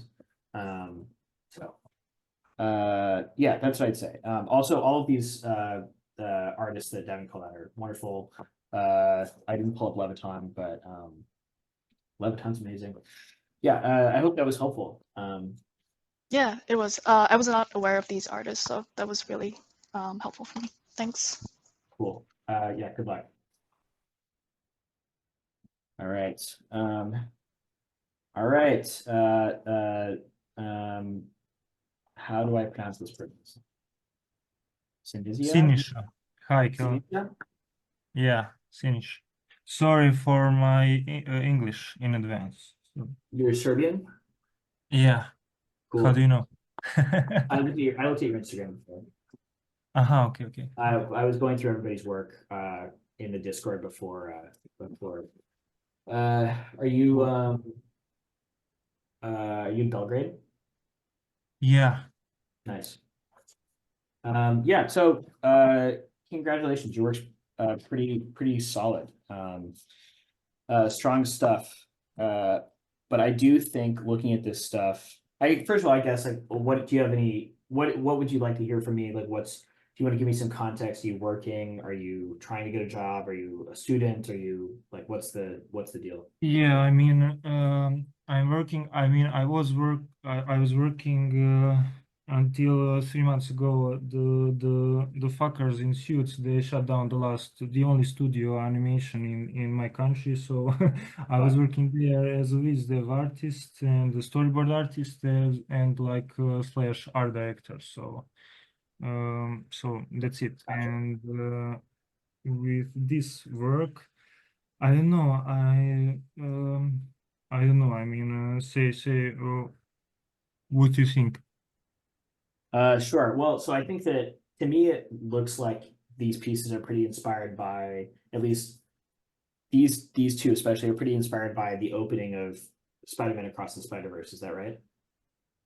Yeah, I wanted like to yes. I mean, you are right. But I want the first three pieces. They have that music theme, and I Yeah. wanted to like add a little underground rave punk style to it, Totally. spray paint or something. But unfortunately, of course, it's already Gwen's world. So Yeah. I think that like right. So like obviously like okay, so this one is very nice. I do think that it's like a little bit like let me I think your Instagram someone up here. Where is it? Is that it? I can put it Yeah, if you want to in. drop it in the chat real quick, I'd really appreciate it. Yeah, and then I get bored quickly with the style, and then I want to try something new, but I guess I'm not brave enough to really try something new. I mean, I think that that's okay. Wait, let's see. Let me pull it up. Did you? Just Yeah. Do your thing. Yeah. Looking at this piece, like there's a lot of really good stuff in it. Like, the simplification is nice. The bones of your like technical ability are like pretty clear. I do think like for my and I know that you know this. You're sort of like actively being inspired by. There it is. Cool. Actively being inspired by the Spider-Verse stuff, and you can see it especially here in like these sort of like and I'm forgive me if my language is clumsy, but there's kind of like an effectiveness to these additional floating lines, like yeah, that's a very like Spider-Verse thing. It's something I see like depending on which BizDev artist is doing work for Spider-Verse, like these floating lines can be sort of meaningful or they can be meaningless. Not talking about in your work, but in other people doing the Spider-Verse thing.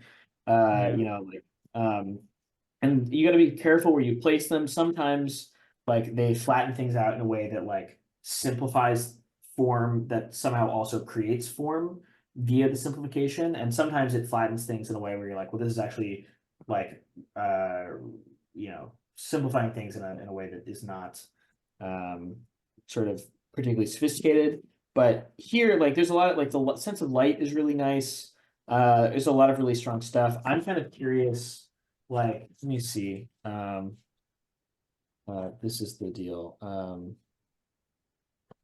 There we go.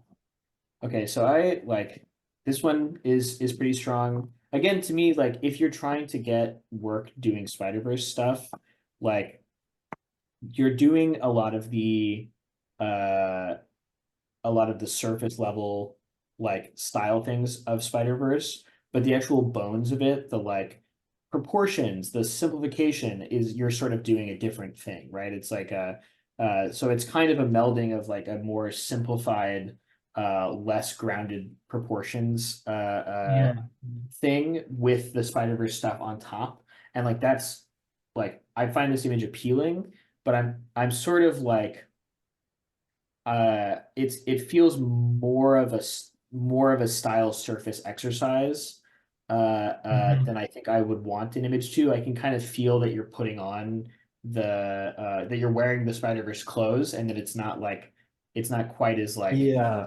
yeah. Your work is so good. I mean, like looking through your Yeah. portfolio, there's some really, really amazing pieces. Like It is you really really, good. you Like, really know what you're doing. It's very yes. professional. Yes. I agree. Like, I want to see more of you. The style, it almost feels like there's like layers of style on top that are preventing me from knowing more about you. Exactly. Yes. And yeah, I But mean, it's sorry, but I mean, but who am I? I mean, you know. that's the big question. Well, that's the thing. That's only you can answer that question. And I think that, and the Yeah, other but part I of, like this 2D like style. Then I like this one style, and then I mean I'm like I want to blend, but at the same time I guess I don't know the rules of that. I don't I know mean, how.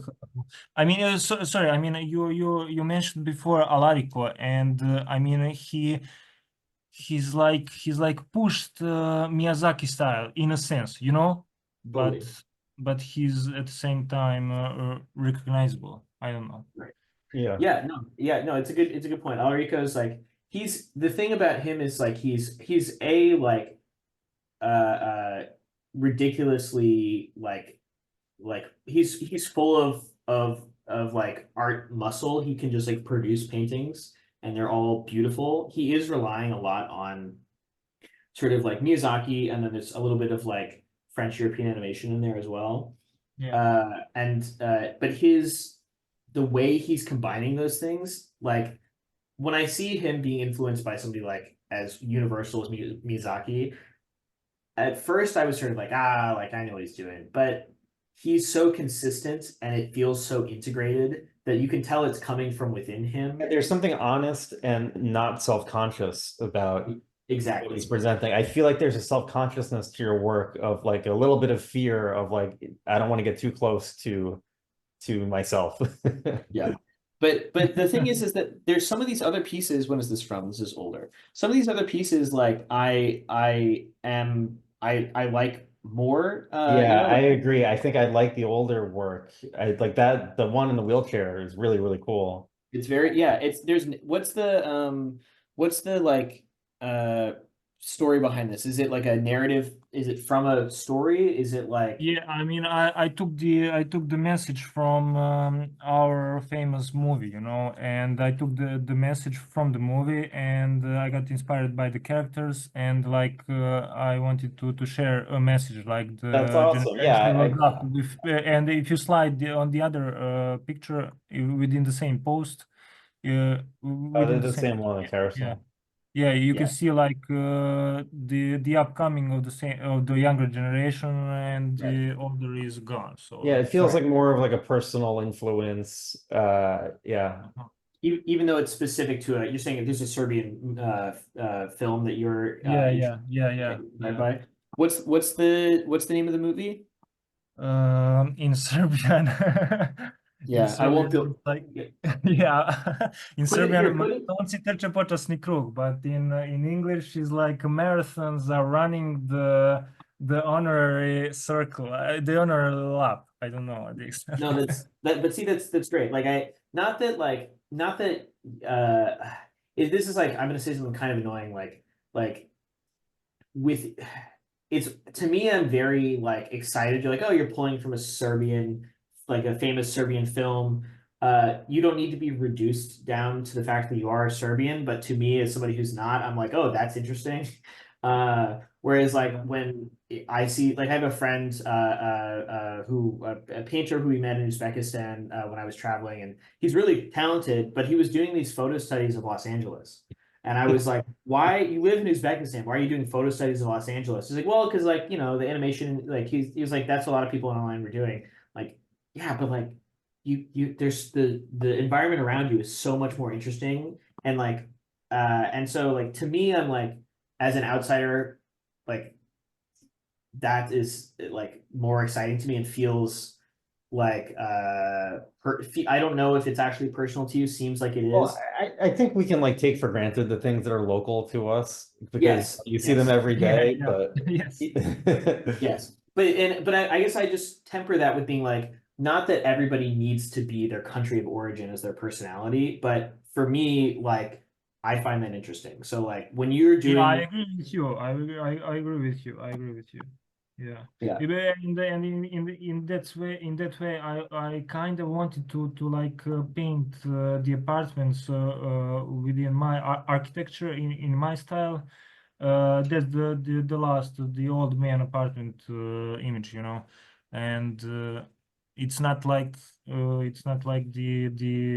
New York or LA apartment. It's like Yeah. the Belgrade apartments. right. Well, it's Yeah, like I mean, write what you know thing for writers. right. Wait, so to me, like that's the thing is that these images, like again, good, you know, the skill is there, but like the club stuff is more interesting to me than the like more direct you know, this is like almost a scene from Spider-Verse except with a different character. And like the club stuff, like there's certain things about it like that I'm sort of like uh you know like aesthetically would probably make different choices, but as far as like the actual content of it, like I assume that you've been to some raves, like that's like a thing that you've lived. I mean, it's yeah, you can say that. I mean, it's just the culture. It's the Right. culture. Right. And so like to me, I'm like, you know, taking some of the stuff from Spider-Verse, maybe here and there, like some of the technical simplification or whatever, but like applying, you know, as using as much of your like actual like lived experience to inform that is like more exciting to me. So like for me, I would, you know, take from Spider-Verse what you will if that's like something that is genuinely interesting to you, but like make some sick rave paintings. I don't know, like you're already like very good. I think the thing for me like aesthetically is I think some of your okay, so for me some of your characters like I love this one. I like almost all of these. I like almost all of these. This her I don't like as much for some reason. I really like his face, the simplification there. But the stylization of these characters feels specific and interesting. It doesn't feel too particularly indebted to like a big feature animation that's recognizable.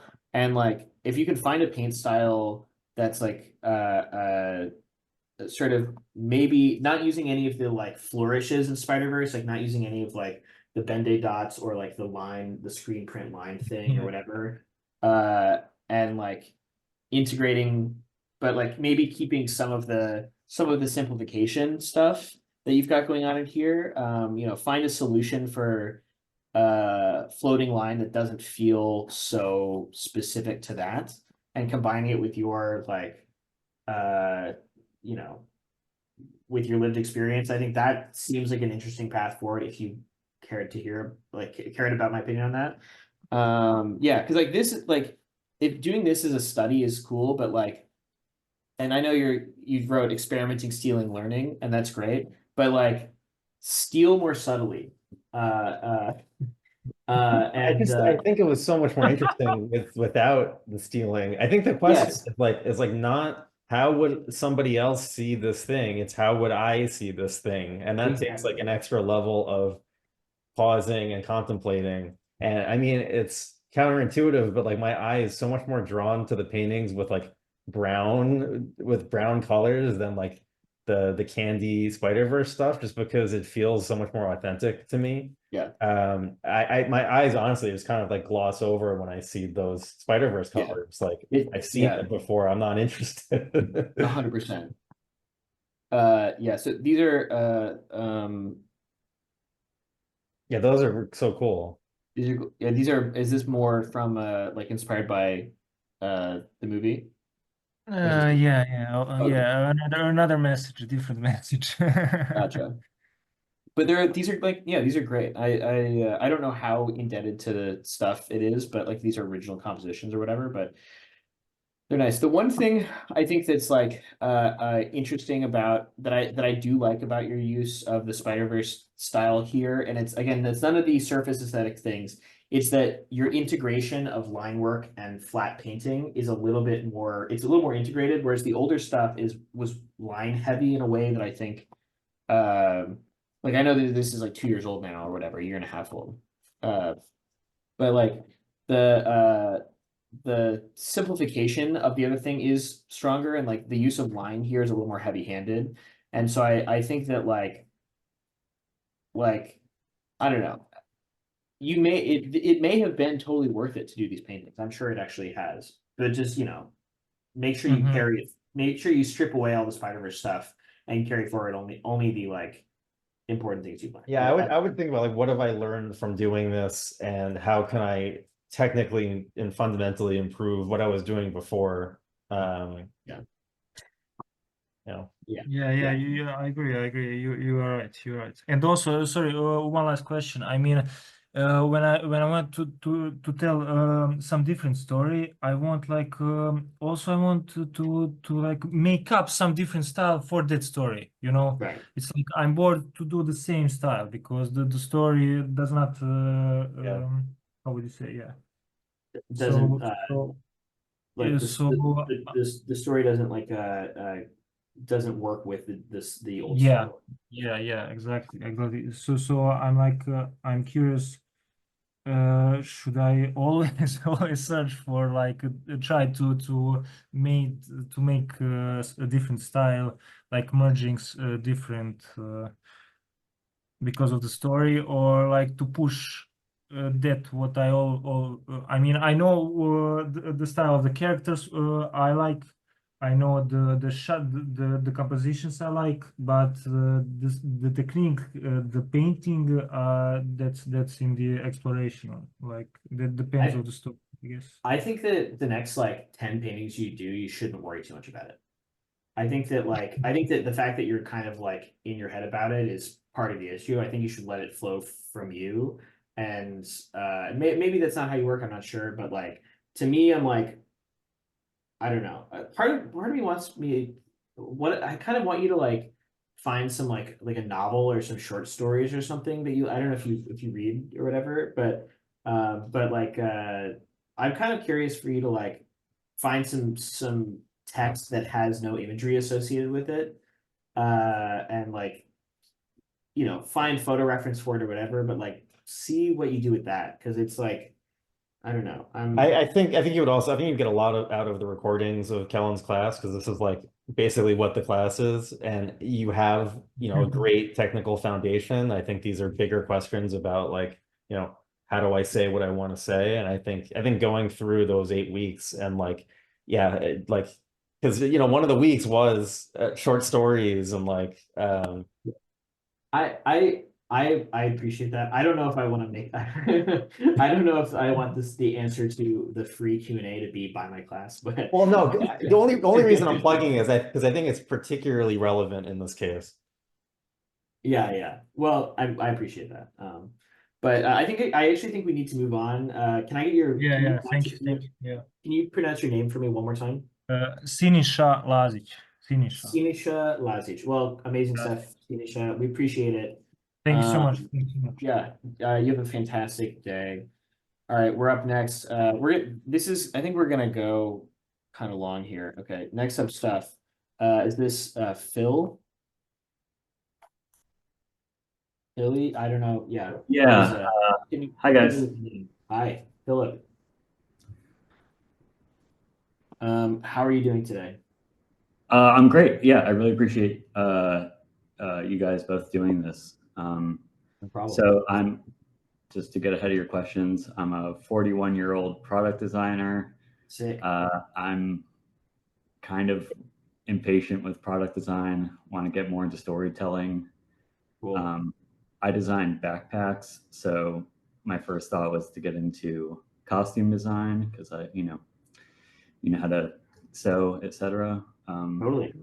So one question I have is, I went to Lightbox. I showed people work somewhat like this.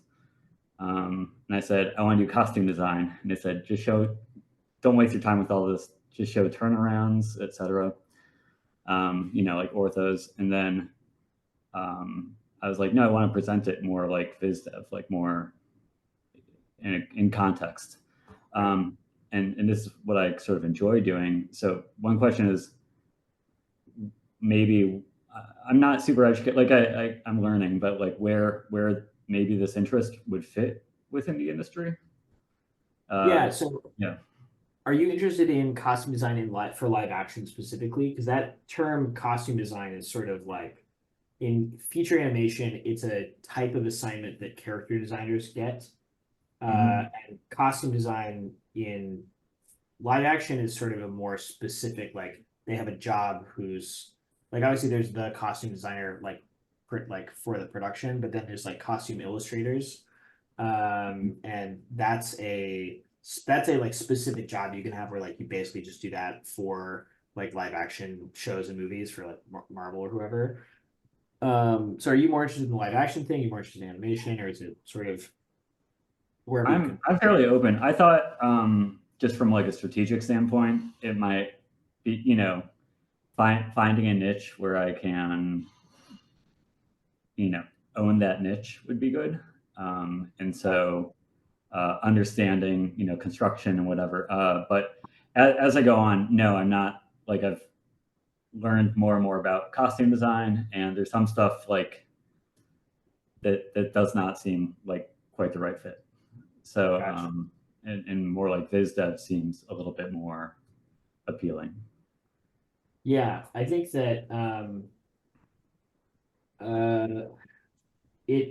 so first off, like, well, here, I guess I'll show an example real quick. Michael Uwangi is a costume illustrator and character concept artist who mostly works in video games and live action. And so the kind of stuff, just as an example, the kind of stuff you could expect to do, and this is all for Marvel and sort of like more like franchisey stuff. So like it changes depending on whatever, but like this is the kind of stuff that's like in live action that you'd be expected to do. And there are looser versions of this, but it's like it's I mean, beautiful stuff, obviously, but it is sort of in this like kind of more realistic space. It's a combination of like photo bashing, which you can see right here and here, combined with painting, you can see in here, and also some 3D. This is him just doing painting. Yeah, some more stuff. Let's see. Yeah, this is stuff for Star Trek, I believe. But yeah, so that's like one of the types of things in live action that like doing costume design would include. In Visdev for like animation, like character design is sort of the space for that. There's people like Chris Anka, who worked on these. I'm just bringing up people that I know off the top of my head. No, it is really helpful. Chris Anka. Chris Anka is a comic book artist who did all of the design, the lead character designer on Across the Spider-Verse. He's also worked on this is all I think that's his illustration work. Where's the okay, so this is his work for Across the Spider-Verse. Doing Miles costume stuff. There's like the actual costume design that he's doing. This, a lot of it's done over 3D stuff in certain contexts. If you can 3D model, I think that actually that's a like skill set that like if you're unless you're like an insane draftsman who's able to like draw and pose figures like from any angle and like have that skill set, being able to 3D model and then build on top of that like kind of makes you useful in games and feature animation and live action. Chris comes from comics, and so he's doing sort of like all of this via just straight draftsmanship, and then they'll have like a character modeler like do a rough version of his concepts, and then he'll do edits on top of that. But this is sort of like what costume stuff looks like for at least in the Spider-Man context for feature animation. He's doing like, you know, there's like all of this like I know you said you were interested in doing it more in context with like presenting them in context. And I think that like that is actually a really good skill set to have when you get a job working on a production. Things will end up looking more like this because there's just you're cutting out the fat a lot of the times, you know. It's like, oh, like sometimes you're able to present things with like a background or whatever, but for the most part, like, you know, the jobs are kind of specific. It's like, we need you to produce, the assignment for this week is produce 10 or 15 or 20 outfits for Gwen Stacy for her school outfit for Act 1. And so you'll have a base drawing of Gwen Stacy, and then you'll do all of the designs for the costumes on top. Okay. And then or like this was a thing for what's it called, the Spider-Man 2099, is they had Chris and I think at least one or two other people do a million designs to figure out what the sort of Mesoamerican techno design language that was embedded in his suit was going to be. That was like Spider-Verse is like a completely different like timeline of things, but they took like months to figure that out. It was crazy. But that's like the level of like specificity. You look at all these different like designs and stuff for this. So as far as so that's like one thing. It is also very possible to do the thing you're talking about, like doing costume design and character design stuff while being also a painter and presenting things the way you're talking about. But it sounds like you're kind of interested in presenting like a vibe, right? Is that a big part of it? I guess, when I look at, for example, Chris Anka's work, which is amazing, it reminds me of what I've been doing for years, which is pinups of backpacks, showing style variations. And I'm kind of hungry to do a little bit more storytelling. Got it. I don't want to talk down this work at all. This is awesome, but no, it's like what the role is, Yeah. I totally get it. I mean, Chris is he's one of the best people doing it, and he's like but he's like he is an illustrator too. He does a lot of fantastic comic book covers and stuff. But the work for Spider-Verse is design, and there's storytelling in the design.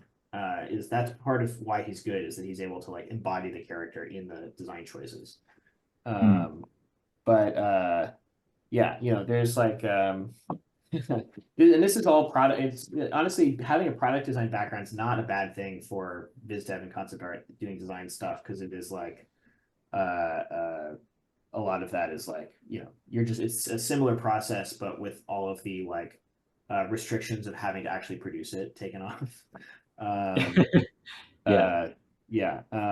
But as far as your paintings and stuff go, for me, looking at these, I think that on a technical level, there's I think you're still in a very you're in a developing phase. There's a lot of is this a photo study, I'm assuming, or is this a painting that you're building yourself? I was building the painting. I'm definitely, I have a lot of photo reference of reenactments and things. Cool, which is great. Yeah, I think to me, I look at this and I'm I think that you're reaching a bit beyond your ability, your painting ability, trying to construct these scenes right now. To me, I'm I want you to keep doing what you're doing here, because it is you're trying to do your own thing. It's fucking awesome. I love the historical stuff actually. But I do think that like you would benefit a lot from just like drilling on like traditional painting, like photo studies, painting from life. Like there's a lot of like grouping that I think you need to do. Like the like I can see you like you're sort of trying to draw all of these curves. There's like a lot of like hue variation and flat hue variation in all of these sort of surfaces that you're trying to depict. And to me, I'm like, what I see, like it's too many facets. I think that you should be grouping stuff together more and thinking like thinking a little bit more holistically about the image when you're painting it, because to me it feels like you're trying to draw this and paint it at the same time. Does that make sense? Yeah, I'm really struggling with, and I am trying to, like, I took Devin's course. I am trying to group my values more, but I, I mean, I see it. These look way overworked, right? It's overworked and like and again like I think yeah overworked maybe, but also sort of uh like the base is not thought out, Yeah, right? Like I think you're just mentally zoomed in too much. You're missing kind of like the larger whole. And I'm not sure if you paint from life, but I would really make that an emphasis. yeah, Because I yeah, would things feel very separate. Every element feels separate from everything else. yeah, I think that you're trying to do too many things in one image with where you're currently at with your ability. And so like I would break them down into smaller things, like just work on like painting portraits, you know, like see if you can like work on painting portraits, both like drawing, you know, doing them from life with just a pencil and pen. See if you can like create form turn and like create some of the illusion of form with just drawing. And then in addition to that, like drilling on painting and seeing if you can do just portraits with painting. And like then when you're like going to a bigger image, you've got these sort of like individual skill sets to solve those problems in this like bigger context. Because the thing is I really want you to do that because I actually would love to see some very sick original historical paintings that like makes me excited as like a fucking history nerd or whatever. But yeah, the same thing here, like there's too many facets in the surface. Like the grouping of like I understand you're like trying to inject color into this, but it ends up like not creating like a clear form, you know, like the actual drawing of the form underneath is being lost in your sort of mark making and color Yeah, choice. I would add to that. Try and shift the ambition right now from the big imaginative stuff to ambitious work looking at something from life. So like go outside and try and translate a very complicated scene that you're seeing, compress that all into one image, and that's going to teach you a lot about how to use your budget when you're, you know, composing something from imagination. Yeah. Yeah. Okay.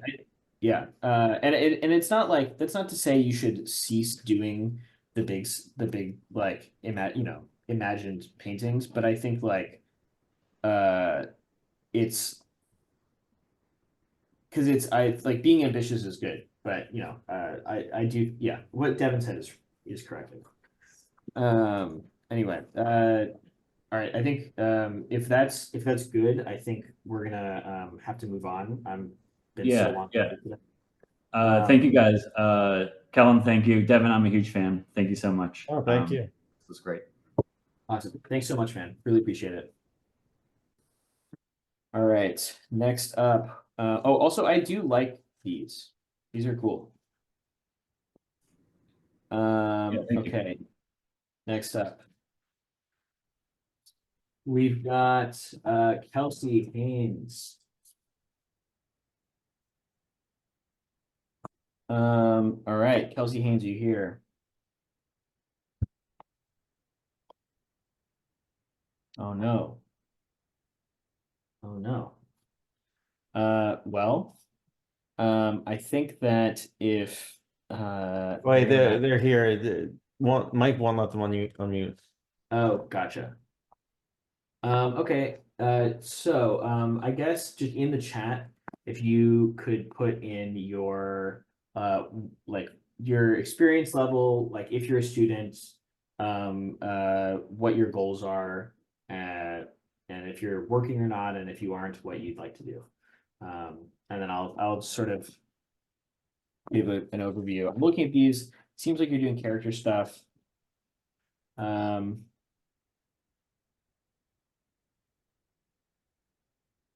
me, I sort of think like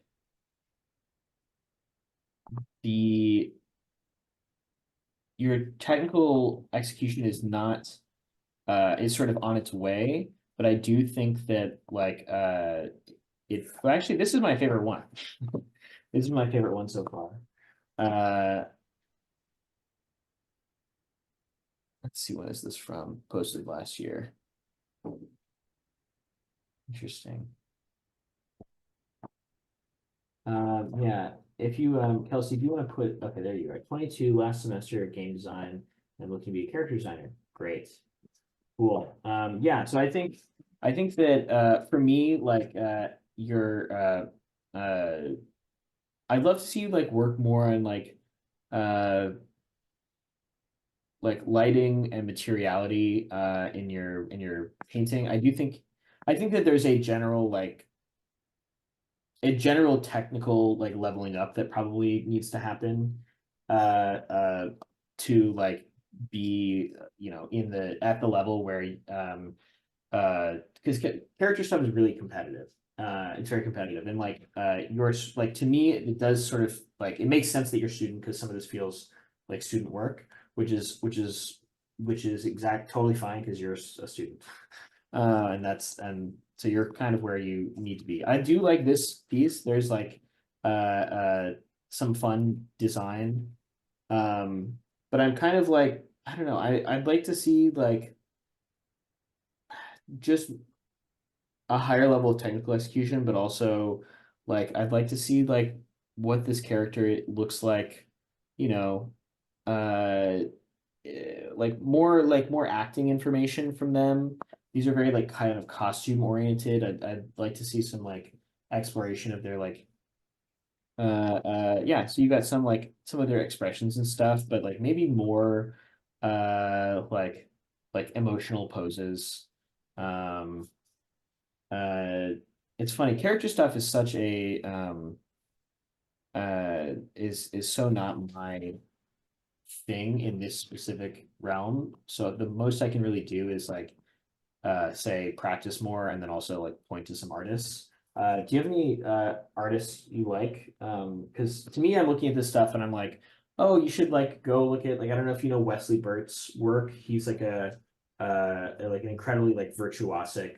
He's a friend also, but like a incredibly virtuosic like character designer and illustrator. He's got major like sort of OG illustration chops. He's like but he also works in the fantasy genre as well, like in addition to having sort of like influence from, illustration beyond sort of like fantasy character art. To me, I'm sort of like, I'm looking at this stuff and I'm like, I think you feel like someone who is like likes video games, maybe anime, but I kind of want you to explore more influences, maybe like Robert McGinnis just passed away. Incredible illustrator, sort of advertising illustrator. Who else? Is it Kobe Whitmore? Kobe Whitmore? I don't know. There's just, I feel like let's see. Yeah. Well, maybe Kobe Whitmore. There's like, or okay, who else? What's the Bernie Fuchs? So this is not necessarily like work that's super close to what you're doing, but it's just an example of character focused illustration work that is from a different time, it's not related to the fantasy genre and like sort of the type of subject matter that you are like pulling from, but there's like incredible like fundamentals there and like oh wait, here, Robert McGinnis. Kelsey said in the chat, I feel like my designs lack some sort of uniqueness, if that makes any sense. Yeah, I agree with Kellen. I Yeah. would like really explore art history, look at old artists, and like don't look at what your peers are doing, and don't look Yeah. at contemporary Don't- stuff at all. Yeah, 100%. So okay, a lot of this work that I'm about to pull up is like a little bit like kind of like 60s there's like a 60s male gaziness to it, so it's very like kind of like pin-up-y, and so ignore the content of it, but like Robert McGinnis is like an insane like skilled drafts person, and there's like a tone to this work and a technical ability like present in this work that's like completely undeniable. And like imagine, you know, like you're pulling, it doesn't have to be this, but pulling from somebody from an era like this and applying those lessons to the things that you're interested in, which seems like the fantasy stuff. And like the other thing is like your fantasy stuff, like I do think like historical research would be really important. Like I don't know, find like if you're gonna be drawing something in armor, like somebody wearing armor, find like a specific era of like, you know, like Belgian Napoleonic, you know, Flanders Napoleonic era, you know, dragoon armor or something specific, you know what I mean? The other thing is like pulling, I think you should probably look more at like fashion designers. There's a ton of like insane work out there, like you know, from I can't remember. I got this crazy book. Hold on one second.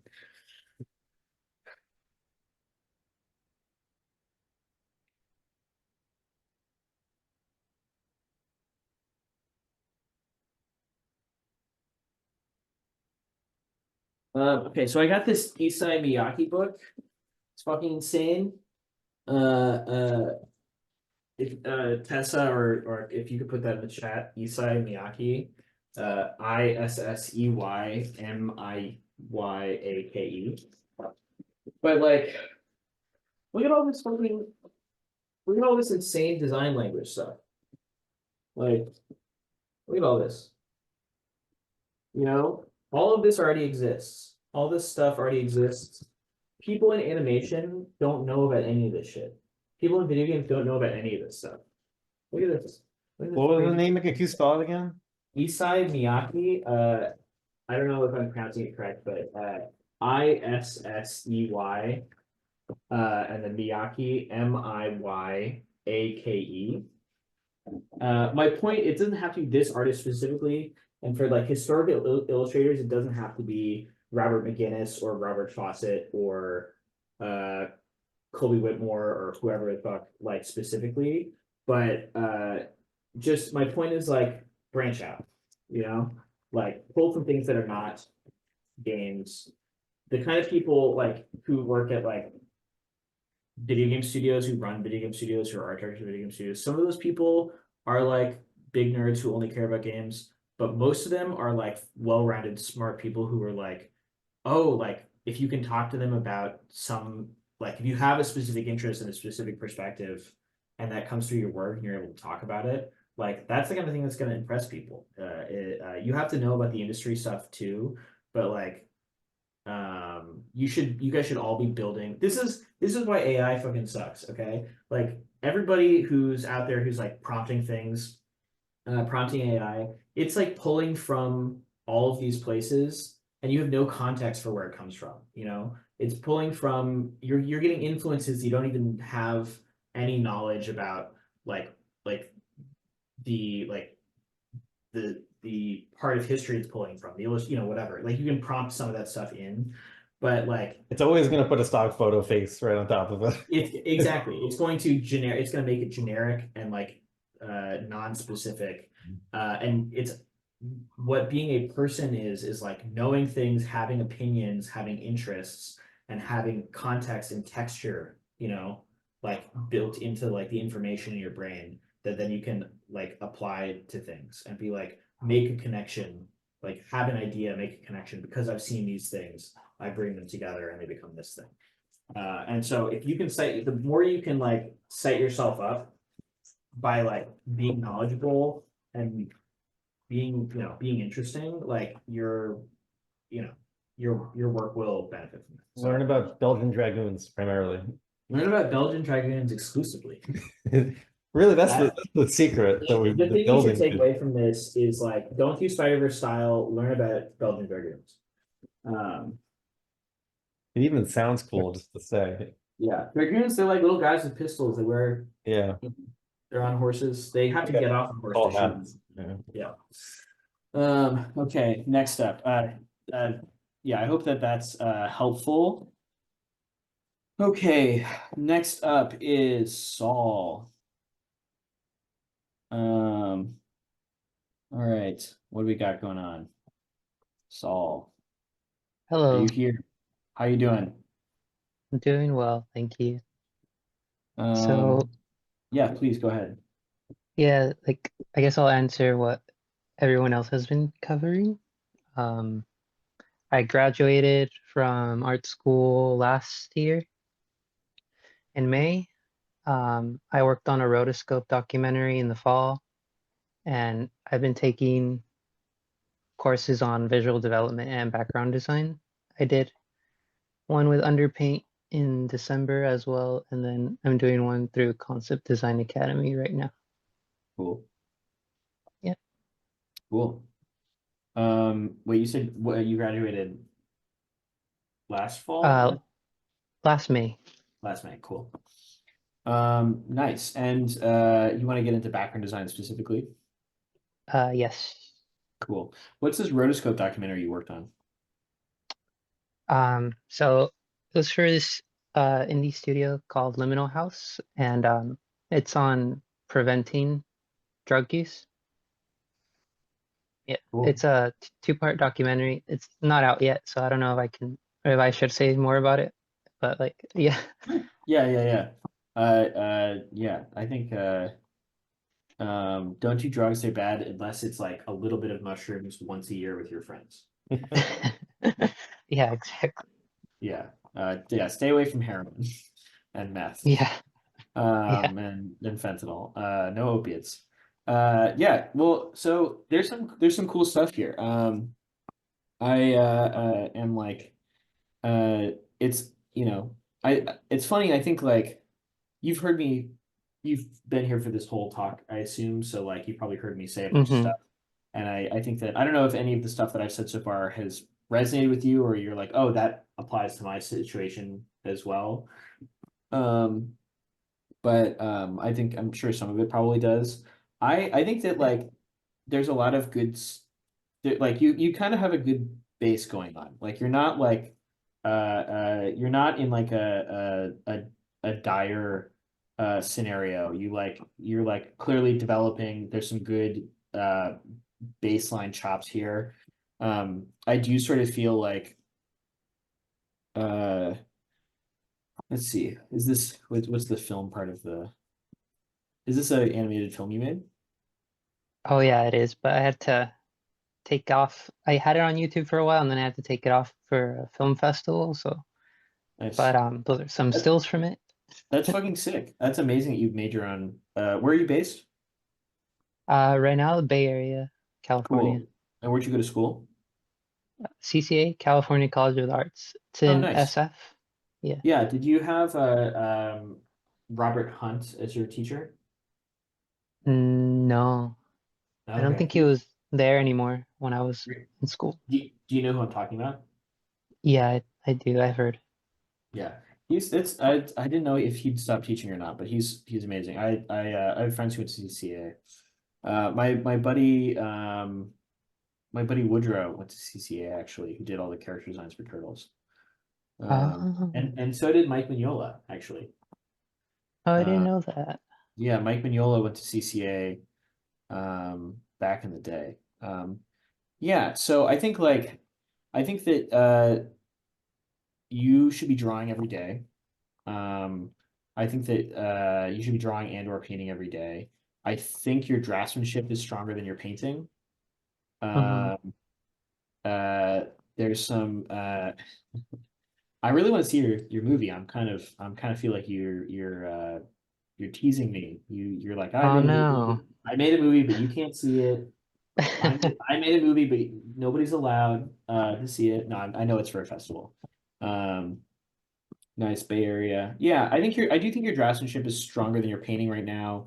But yeah, because these I like okay, the thing is like you could probably in a situation where the industry wasn't falling apart, like let's say in like 2018 when there was the Netflix bubble and there were a ton of shows getting made, with this, if you'd had a full portfolio of backgrounds like this, you could probably get an entry-level background design job on a like show that's not like boring to work on, like a like Bob's, like something that's not like Bob's Burgers. Not that that's not a great show, but you know what I mean. Like Yeah. the actual draftsmanship and like background, like the line work here is strong and specific.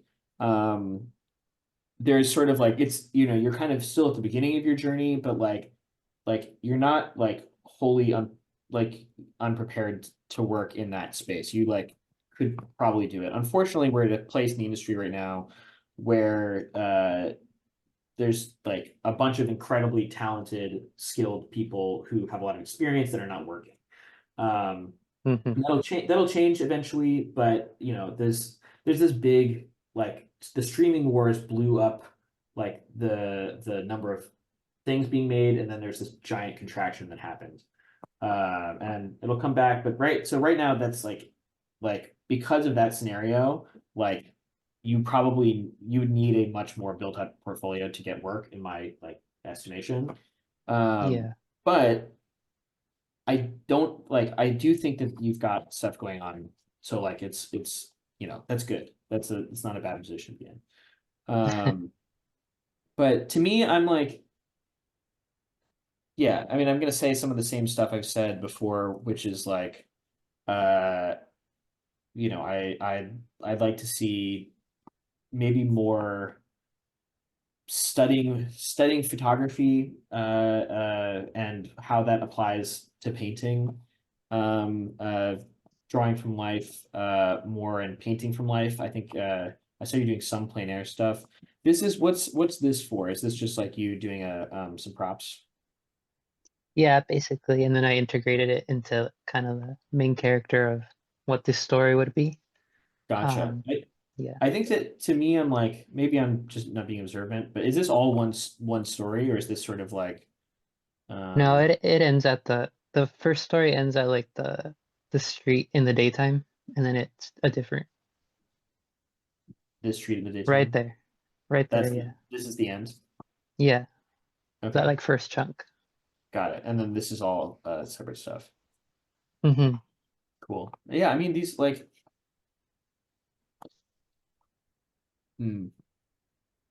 yeah, I think that like, I know this is all from your personal, like from your film. Yes. Cool.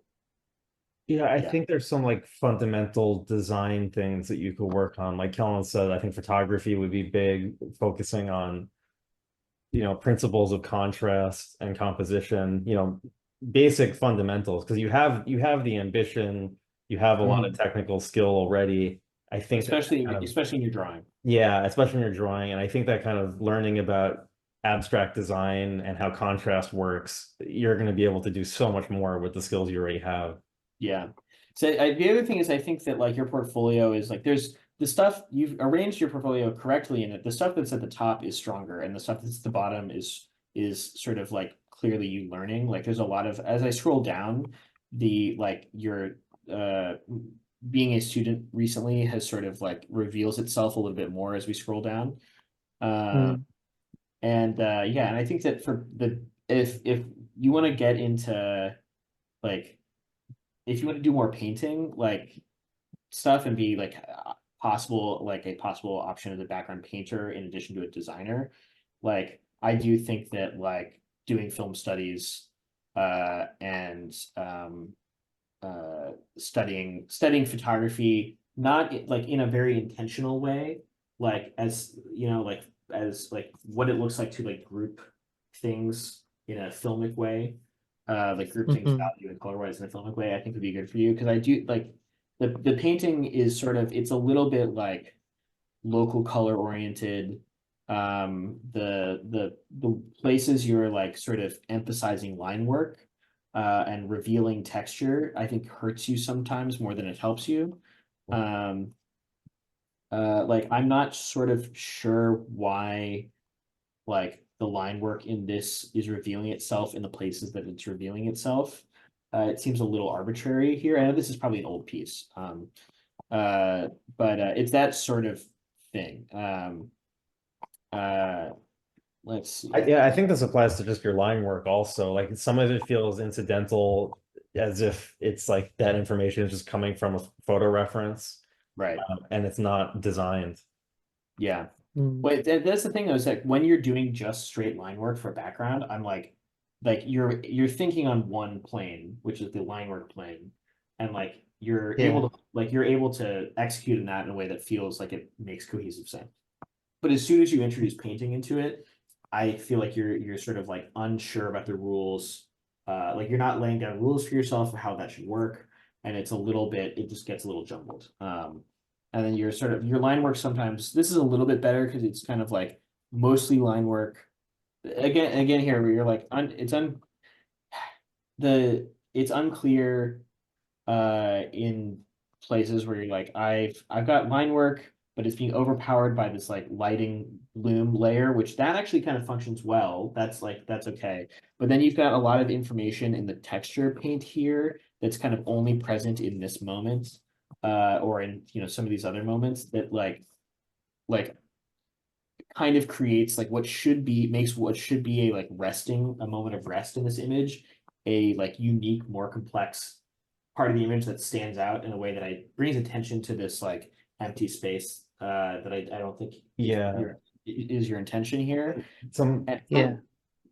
Sorry, I was gonna say some of the values, like the dark blue that you're using for the street, it starts to compete with the shadows, and it starts to look like you've got like double shadows going on, as opposed to like, this being clearly separated into light and shadow. Yeah.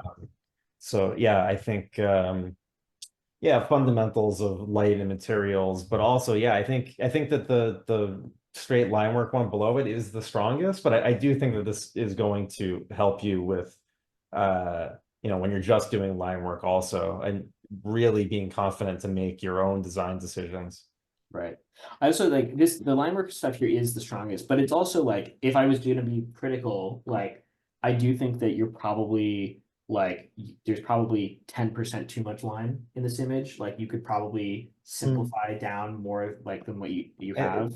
Yeah, there's little stuff like that path of leaves on the ground, like that diagonal is like almost the same diagonal as that bush that's right next to it. Right. And there's like 100 little things happening like that in your images that don't feel intentional, that are really, they really add up. Yeah. But like, yes. Yeah. I think let's talk about this other stuff. I kind of like this character. I think it's pretty kind of sick. I like the design. What's the deal with this character? So he can manifest weapons from tattoos on his body. That's cool. I've never yeah. heard of that. That's awesome. Once he runs out of tattoos, he's out of material. Damn. So is he going to the tattoo shop and like all right, tattoo some fucking sick weapons on me, like tattoo some like really crazy imagery that will help me. Like, does he have to go to other tattoo artists and be like, I need to get this person's imagery, find this tattoo artist so that I can defeat this enemy? Is there a specific kind of tattoos they're making will help me against this person? Sorry, I'm like, is there a magic system? How does it work? But this is awesome. You've got Kellen hooked by this idea immediately. Yeah, it's a great idea. That's great. I was thinking it was more like he was born with these marks, and then like he can only extend them as far as the marks on his own body. So Gotcha. if he creates enough weapons, his tattoos will eventually disappear, and Right. he has to summon them back to himself. Gotcha. So are they birthmarks or are they tattoos? I guess they're birthmarks, but I wanted them to look like tattoos. Okay, well, what if they're Yeah. what if they're tattoos? Yeah. What if they're tattoos that he was given at birth and then he adds them over time? Okay, yeah, I like that better. I'm sorry, you don't need to listen to me. I No, just no, this is I do like like, that. yeah, to me, I'm like, this is a fucking idea. You know what I mean? It's like it's an idea, and I'm excited about the idea and like the art that you can use to express the idea, like is you have to have both things, right? And I think that this character design is like cool. This looks like a cool person that I want to hang out with, and who I'd want to defend me with their tattoo weapons. Um, yeah, so that's a win. It's also like a little bit like, I don't know, there's, the some of the character paint is like, I'm like a little bit like, why is there's all this additional like surface paint stuff happening here, which is not, it's not bad. It's actually kind of works most of the time. Like, I like this face is well designed. There's some nice things going on. But I'm also sort of like, do you need all of this additional information, like this like hue change here, and like can this be simplified into like one multiply layer for shadow? It just depends on if you're designing it for like a 2D show, like if it's for a 2D show or whatever, like short film, or if it's for like a 3D thing. But it's just like some professional type of execution stuff. Like I like the drawing, but like the paint of it is like, you could probably simplify. It's got too much going on. Whereas in this one, this more close up, like hero shot of the character. What's the character's name again? Matthew. Of Matthew. I think like there's some this arm is weird right now. This arm feels like it's going into the wrong part of the body. Like there's something happening. I was so enamored by the twist of the hip and like the eyes that I sort of was distracted, like the tattoos, that I was distracted by I didn't notice the anatomy issue, but yeah, like the surface paint on this is like kind of interesting, and like kind of creates form in a way that I like find appealing and not distracting. But then like all of this stuff on the shirt, I'm kind of like, you could find a better solution for that. Maybe it's one, instead of there being a base color, a shadow color, and a highlight color, you just do base and highlight, and then base and shadow, and then have a highlight be some sort of like texture. Anyway, Mhm. I've gone on way too much. I have to move on, but there's like, I do think that you need to work on your like painting chops pretty significantly. But like there's a specific, it's like there's a specific thing happening, and like I do want you to like, I have some of the same feedback I've had for other people, which is like, pull from other things to like make your personal project more well-rounded. But Mhm. you have specific ideas, so like that's a good, like that's a hard thing to have. Some people like are amazing painters and don't know what to paint, and Yeah. you're sort of like learning to paint and draw, but you're at least like thinking about like a narrative. That's great. So yeah, I hope that's enough.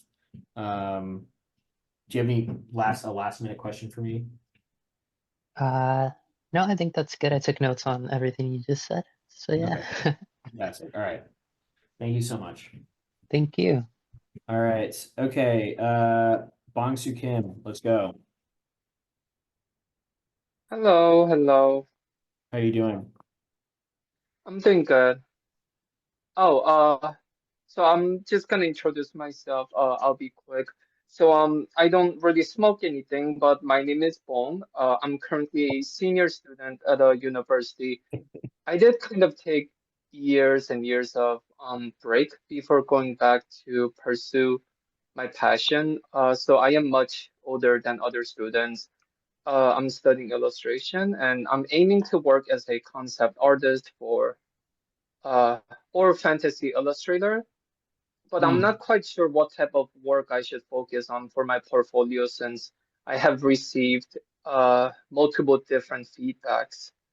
That seems a bit conflicting in my opinion. What are the I conflicting feedback? Yeah. the conflicting feedbacks were some people would tell me that my style fits in as a concept artist, and some would tell me to just focus on being more traditional, and some people would tell me it would work better as just fantasy illustration. And another thing that kind of threw me off was, well, if I want to, I do love painting landscapes and environments, and some told me that I should specifically focus on props and environments, and some people would tell me I should have multiple different skills in foundations, basics. Well, so I think that you're at I think the real answer is that you're at your current level. You probably don't need to be thinking about, am I going to be a concept artist or an illustrator, fantasy illustrator right now. I have friends who do both. My friend Tommy Arnold he was a book cover.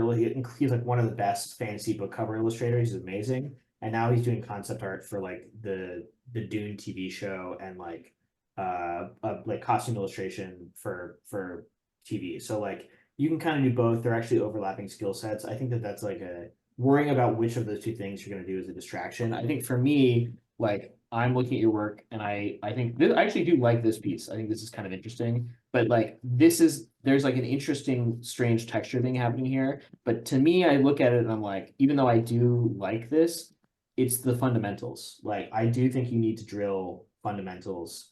Like you're drawing, you're painting, like this figure is like sort of flattening out and has this sort of like a set of like rim lights that kind of don't seem to relate to specific lighting source, light source. So like the question of should you be doing fantasy illustration or concept art, you should be focusing on learning to become a better image maker and then find out which place you end up in. Because I think like just where you're at, when is this from? 5 weeks ago. Yeah, where you're at, like if you're gonna do either of those jobs, the like drawing ability and draftsmanship, I think that you have needs to be at a higher level.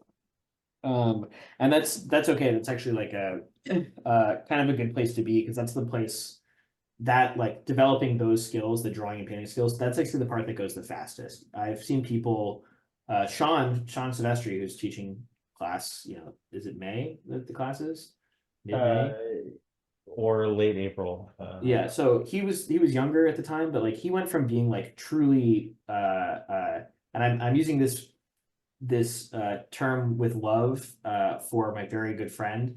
Sean went from being truly like and I'm only applying this to him, truly bad. He was truly bad as a like 18-year-old true like dog shit even at drawing and painting, and then he became very good, very, very good within about a 2-year period.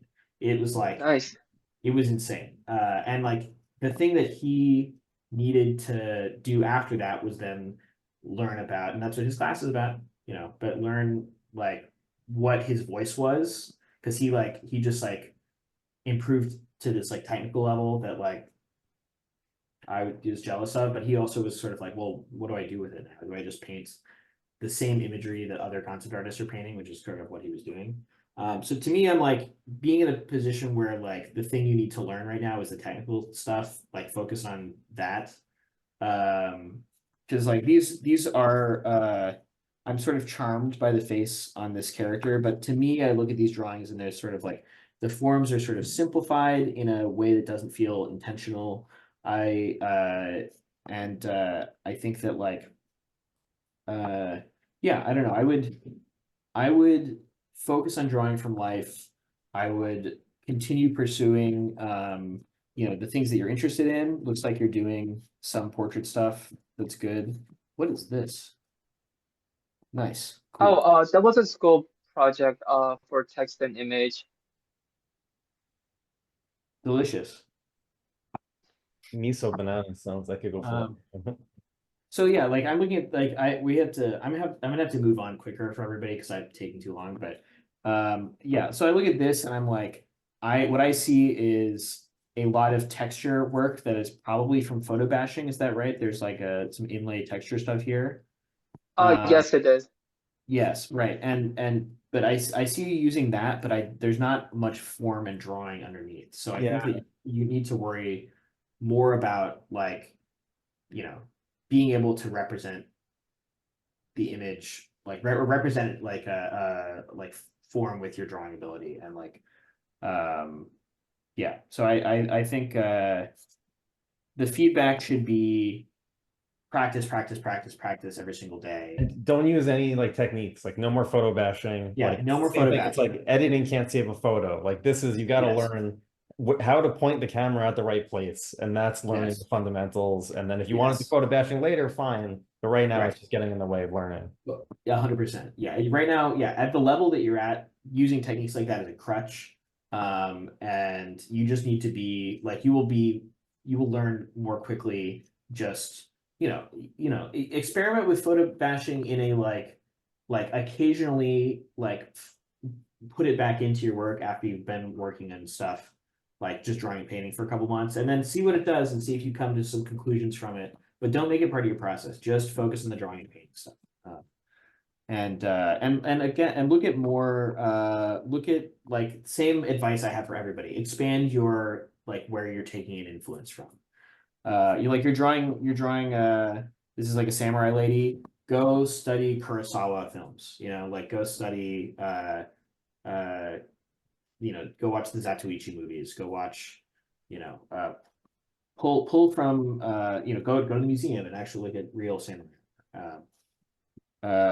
Yeah, cool. Thank you so much. Bon, really appreciate it. Thank you so much for your time, you guys. No problem. All right. Heiki, I don't know how to pronounce your name, but I'd like to. So if you want to speak up. Yeah, it's Heikki. One more time. Heikki. Heiki. Okay, so it's like you're Finnish. Okay. Yeah. The Finno-Ugric language is a crazy one. Yeah, not many people speak it, so no wonder you could no one gets the name right. It's fine. Sure, a lot of like weird glottal stops and like that's cool. Double consonants, yeah. Right, yeah. I know it's like it's similar to not actually very similar, but closest to like Hungarian, is that right? I think I would say closest to Estonian, maybe actually. Oh, but that's that makes sense. But Yeah. I don't know. It's that is influenced from elsewhere as well. But yeah, Hungarian, even Turkish a little bit, I think, and then some languages in Russia. But yeah, in that Gotcha. language family. It's in that family. Okay. Yeah. Well, hey, guess what? You're really good. Congratulations. Thank you. I'm glad to hear it. Yeah. No, these are sick. This is like yeah. There's cinematic intent here. There's like a really nice amount of lost information, kind of lost information in a place that I wouldn't expect it. I would expect people to really zero in on the face, and you're sort of like losing information in the face in kind of an interesting, subtle way. I really appreciate that. There's looseness in the painting, but it's also sort of like grounded and cinematic and feels realistic, even though the painting is loose. It feels like it's interesting the way these start out. You're really building these up over time, huh? And then there's like, sorry, go ahead. Yeah, no, exactly. What happened was that I kind of had the basic idea, and then my usual process is that then I kind of struggle with it for a long time to actually make it work. And it was like I fell in love with the face of the first sketch a little bit, but it was wrong. Like she was too young, too pretty. Mm. And then I redrew it several times and couldn't quite get it right. And then something clicked later on, but it was kind of a It's a really iterating. weird, yeah. It's not weird and not in a bad way, obviously, because I like the final image, but it is a weird like process because this feels like the kind of like the way this is built. It feels like there should be like that you would have like arrived at these like core elements of these faces like very early. And then, but I think that I also think that the way you're treating the final image with this sort of like film grain overlay is you're losing information in a nice way that's sort of like hiding, I think, some of the struggles that you've had Yeah. making the image. Because like the actual composition is nice. The places where it breaks down for me is like the treatment of this book. You know, it's you're sort of, and this is not unique to you, but I find it's something that concept artists often have an issue with, is they don't know what to do with text. They're like, I'm not a graphic designer. It's like, actually you are. Like, actually you have to be an illustrator and have like apply your design ability to text. And I think it's calling too much attention to itself, and it's not quite sitting on the surface of the book the right way. But whereas like this simplified solution is much better, I think. See, this hand is like so fucked up and weird, but it totally works with the simplification of the image. Like I enjoy how simple, strange it is. Yeah, no, it's really nice. What's your like deal? Are you do you work in? Are you working? Are you a former? Yeah, what's the deal? No, I'm a former compositor recovering. Cool. So, Okay, sure. got fed up with it a little bit, and then on the side I've been doing. So I'm like 42 now. I'm older. Nice. And on the side, I've been doing pitch art for some local films a little bit, and storyboarding, and Nice. trying to lean more into that. Nice. But well, yeah, not really sure where to go with this so far, because I've been finding that so much of what I've been doing is like I find myself doing stuff that I actually want to do myself, and then it's kind of a question of You get paid to do it. Yeah, well, exactly, like yeah, no one's going to pay me to do exactly what I want, of course, and then Right. how to find this path to like I've done some client work. It's always much harder, Right. to get the idea of what they want, and then to make it work, and then maybe not having quite the freedom to do the kind of frame I would like. Right. Like, and also not knowing how to communicate with the client maybe about what works and what doesn't work. But yeah. Right. What sort of client work? Local films, maybe like Finnish film work, pitch art usually. Well, solely pitch art really. Like Pitch not art. so much. Yeah. That seems to be the kind of thing where I think there could be some like actual work in every now Right. and then. The industry here is really the kind where they would be hiring that much like specifically keyframes, which is what I would like to do. I'm not Right. a design guy in that sense. I don't really have much to say on the traditional concept art field. I don't think I would be very good at designing characters or like cool sci-fi concepts and that kind of thing. It's more about storytelling and mood for me. No, totally. Are you did you take Alex Mandrzejew's class? No, I didn't. But when I started, like I said, I kind of got a little bit fed up with my previous profession and started painting for myself. And then I ran into Mandrzejew, and I was like, oh, hey, this is a thing. Like you can do this kind of thing. Yeah, Mandrzejew's like he's the number one. He's, in my opinion, the number one guy doing this sort of thing. And he's I think I don't know if I think he's at Marvel right now, but he's been in and out of Marvel, and he was working on it was an animated Predator movie he's working on. So there is work doing this sort of stuff. And I think that like, yeah, if you're and I'm sure you Finland's like what, like 10 million people, 5 million people? No, 6. 6? Okay. About 6. Yeah. About 6. Yeah. Right. Yeah. I had you guys have the only Finnish game studio I know of is Remedy, and you're lucky because they're like one of the coolest studios there is. But do you play Alan Wake or like Alan Wake 2 or Control? I played Control. I know the others. I mean, it's a small. I know some people from Remedy, of course. It's a very Nice. small place. Yeah. So Right. in that sense. Right. Yeah. I mean, yeah. I like. It seems like if you're gonna pursue this as work, like you're getting work outside of Finland is probably the move, right? Like that's the way to make it happen. I think that you're already good enough to work. There's sort of a like, or like, in the right moment in the industry, you're totally good enough to work. I think like there's a lot of really great stuff here, and your ability is pretty strong. And I think you're good at. I think your taste is probably a bit beyond your technical ability right now. Like when I look at the bones of some of these images, I'm like, your composition is really strong. Your taste is strong. I know this is for an art station challenge, but like the actual technical execution of this face or this character back here is sort of like a little fumbly, but the actual emotional moment of what's happening in the scene and the composition of the scene has got me fully locked in. And I'm responding to it emotionally and to the intent of the image first. And then because I'm a professional, I'm like breaking down the image and I'm like, oh, actually this image is more than the sum of its parts, which is a good thing. That's actually that's not an easy place to get to. So yeah, I mean, I don't know. I'm like, how often are you doing film studies? Like just on your own, like drilling film studies, like, an hour or two at a time.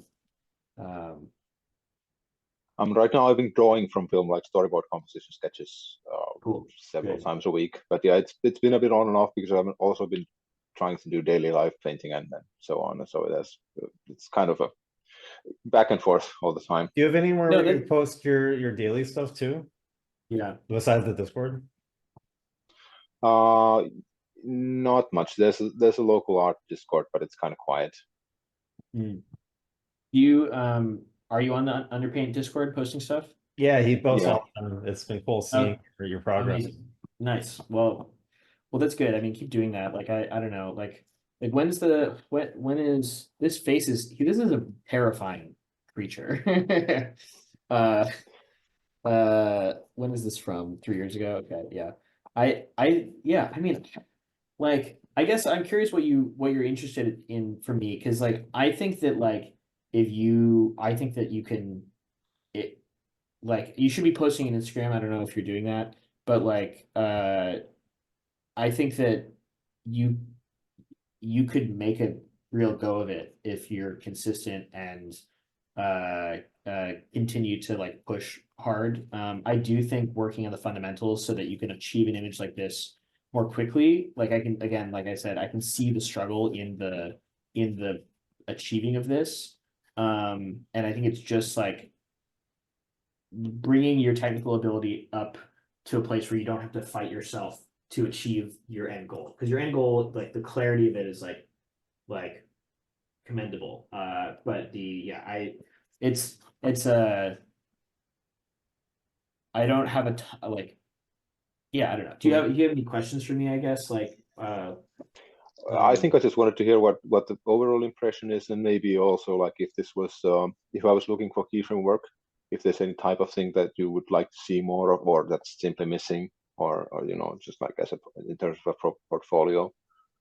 Part of me wants to see what you would do if you keep drilling on just getting better at technically painting, but I kind of want to see what you do if you had if you got in there with some 3D and build out some scenes in 3D and move the camera around and I I don't know if that's interesting to you or not, or if that process is interesting to you or not, but yeah, I mean, I don't know, I could see you could work in games, you could work in feature. Your drawing and design stuff probably doesn't put you in a feature animation space, though that's possible. It's just that there's a lot more design required for that, and a lot more you seem to have kind of a grounded, realistic intent and interest, and so animation seems like maybe not as big of a thing for you, but I don't know, I kind of think you have to just keep making work at this quality and keep raising the quality and post the stuff and make sure the work is getting out there, and I think you can make it happen. But yeah, I wish I had something more specific to say than that. I don't know. Well, who are your favorite directors? That's a hard question. I'm really horrible with names and I'm kind of all over the place. Lately, I've been watching a lot of 80s comedy, which is like Ferris Bueller and stuff like that. Seems to be getting in my old days, getting back to the roots, so to speak. But I'm kind of interested to see what like you would do. Like, there's kind of this like horror monster tonal thing, but like what you doing your tonal thing, but like with in the context of an 80s comedy or something like that. Like play with genre a little bit, maybe that could be fun. I think there might be one in there with a yeah. with another octopus. Like if you go back to the hold on, a little bit further down. Yeah, one on the left on the above that Santa. Oh, sure. Nice. And this Cool. is like where I've been. Another thing that I think I've been getting more to where I want to be, because this is fairly stylized in terms of like, and not really intentional. It's just what what I could get out of myself. Yes. I would Yeah. like to be more film-like, more realistic. Right. Yeah. I think yeah, I mean, it's the thing. It is just a like a like technical gap I think you need to close, and that really just feels, that's what it feels like to me. But I mean, they're pretty sick. They're pretty sick. It's crazy seeing how many different versions of this you're doing, and how many like how slowly you're building up this image over time. Yeah, it's kind of just I don't know if it wasn't really terribly slow with this even. It's just like that's how I work usually, or at least did at that point, just like painting on top of that stuff. This isn't a like a good or a bad thing. It's just something I'm kind of curious about, is to see what you would do if you like set some constraints for yourself, where you're like, I get to do one pass at line work, like even if you're doing it as like a film study, one pass of line work, one pass at like color blocking, and then one pass at like bringing the painting together, just to see like if you can like change your, like mess with your process, and see if messing with your process brings you to some different conclusions and allows you to like answer some of your like address some of your technical things, like some of your drawing issues, like more directly at the beginning, so that you don't have to like find it as much in the process. Like, it doesn't need to be something you change permanently. It's just like as a way to like change up the process to see if you can like discover some new conclusions. You know what I mean? And maybe that doesn't work. Maybe you go back to the way you're normally working. Like, you don't need to abandon anything. But just and play with like time. Like, I don't know how long you're spending in these images, but I'd love to see like do some where you're like, all right, I'm gonna. I mean, I guess you're doing like, how long are your daily film studies? I spend a couple of hours on them usually. Okay, Like that's like doing them, I don't really spend 2 hours on a frame usually. And these things, I think I would say like overall a day or two. okay. It's not working on the brain.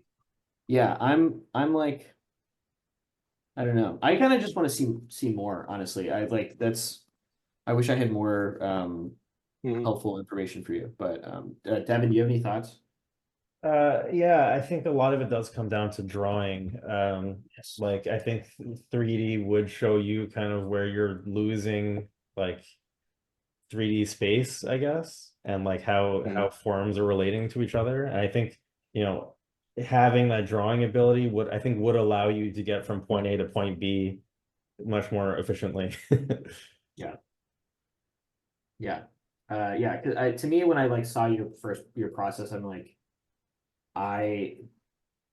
the first thing I would do would be like try and nail down the focal point of this image in drawing form. Yeah, I almost feel like because you're so good at like the high level stuff that it hasn't like forced you to really get down and like be strict about your drawing, because the image is already there, it already reads. Like, what's the point?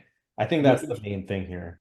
I agree, and I think honestly, this is a problem that Sean had too. He got really good at painting. And he talks about this. He got really good at painting early and was like all of the polished stuff he was able to do. And then he was like, why are my images getting better? Why am I plateauing? And it's because his drawing wasn't strong. His drawing was like was good, not great. And like once he sort of like he spent like a couple years just addressing his drawing. Not that that's how long it would take for you or whatever, but like, and it completely changed the way he worked. And now he's like a much more well-rounded artist who can solve a lot of problems. But yeah, it's the drawing thing. It's the drawing thing. Oh, sorry, go ahead. Yeah, no, just saying that makes sense because I don't actually draw most of the time when I do these. Like it's yeah. Thank you. Yeah, no problem. Cool stuff. We're gonna move on to Jessen. Thanks Hey, again. Kellen. How are you? It's been a while. I'm good. How are you doing? I'm good. I guess Jessen has taken my class before. Was it you were the first time I taught, right? I think it was the first time. It was great. Learned so much. Thanks. No, yeah. Yeah. How are things? You want to like update me on what's going on? Sure. Uh, I think I like grew a lot since the class. I learned a lot then, but I don't think I had like the skills to really like do what I wanted to when I took it. So yeah, if you ever teach again, I'd love to take again. But since then, I think first round of Underpaint classes. I think it was like the first go. Yeah, I think so. Yeah, no, of course. Yeah, I mean, you were good in the class, so it's these are amazing. The one with the birds, I really love that. Which one with the birds? Yeah, one of the first ones. Yeah. I'm obsessed with that triangle. Yeah, this is nice. Nice. Yeah, I mean, so I think like, yeah, Justin, you're good. You're working right now. This is for final level. Yeah, that was for secret level. Right now I'm looking for work, but yeah, trying to get into feature, and I guess like wanting to know what I can do to like add more stuff or what skills to improve on, things like that. Yeah, okay, so I think that like you're good enough to work obviously already. I think for me it like I'm just gonna give you the straight juice, and I hate that sounded bad. That didn't sound good. Yeah, okay, so I think like for me it's the technical stuff is definitely like good enough.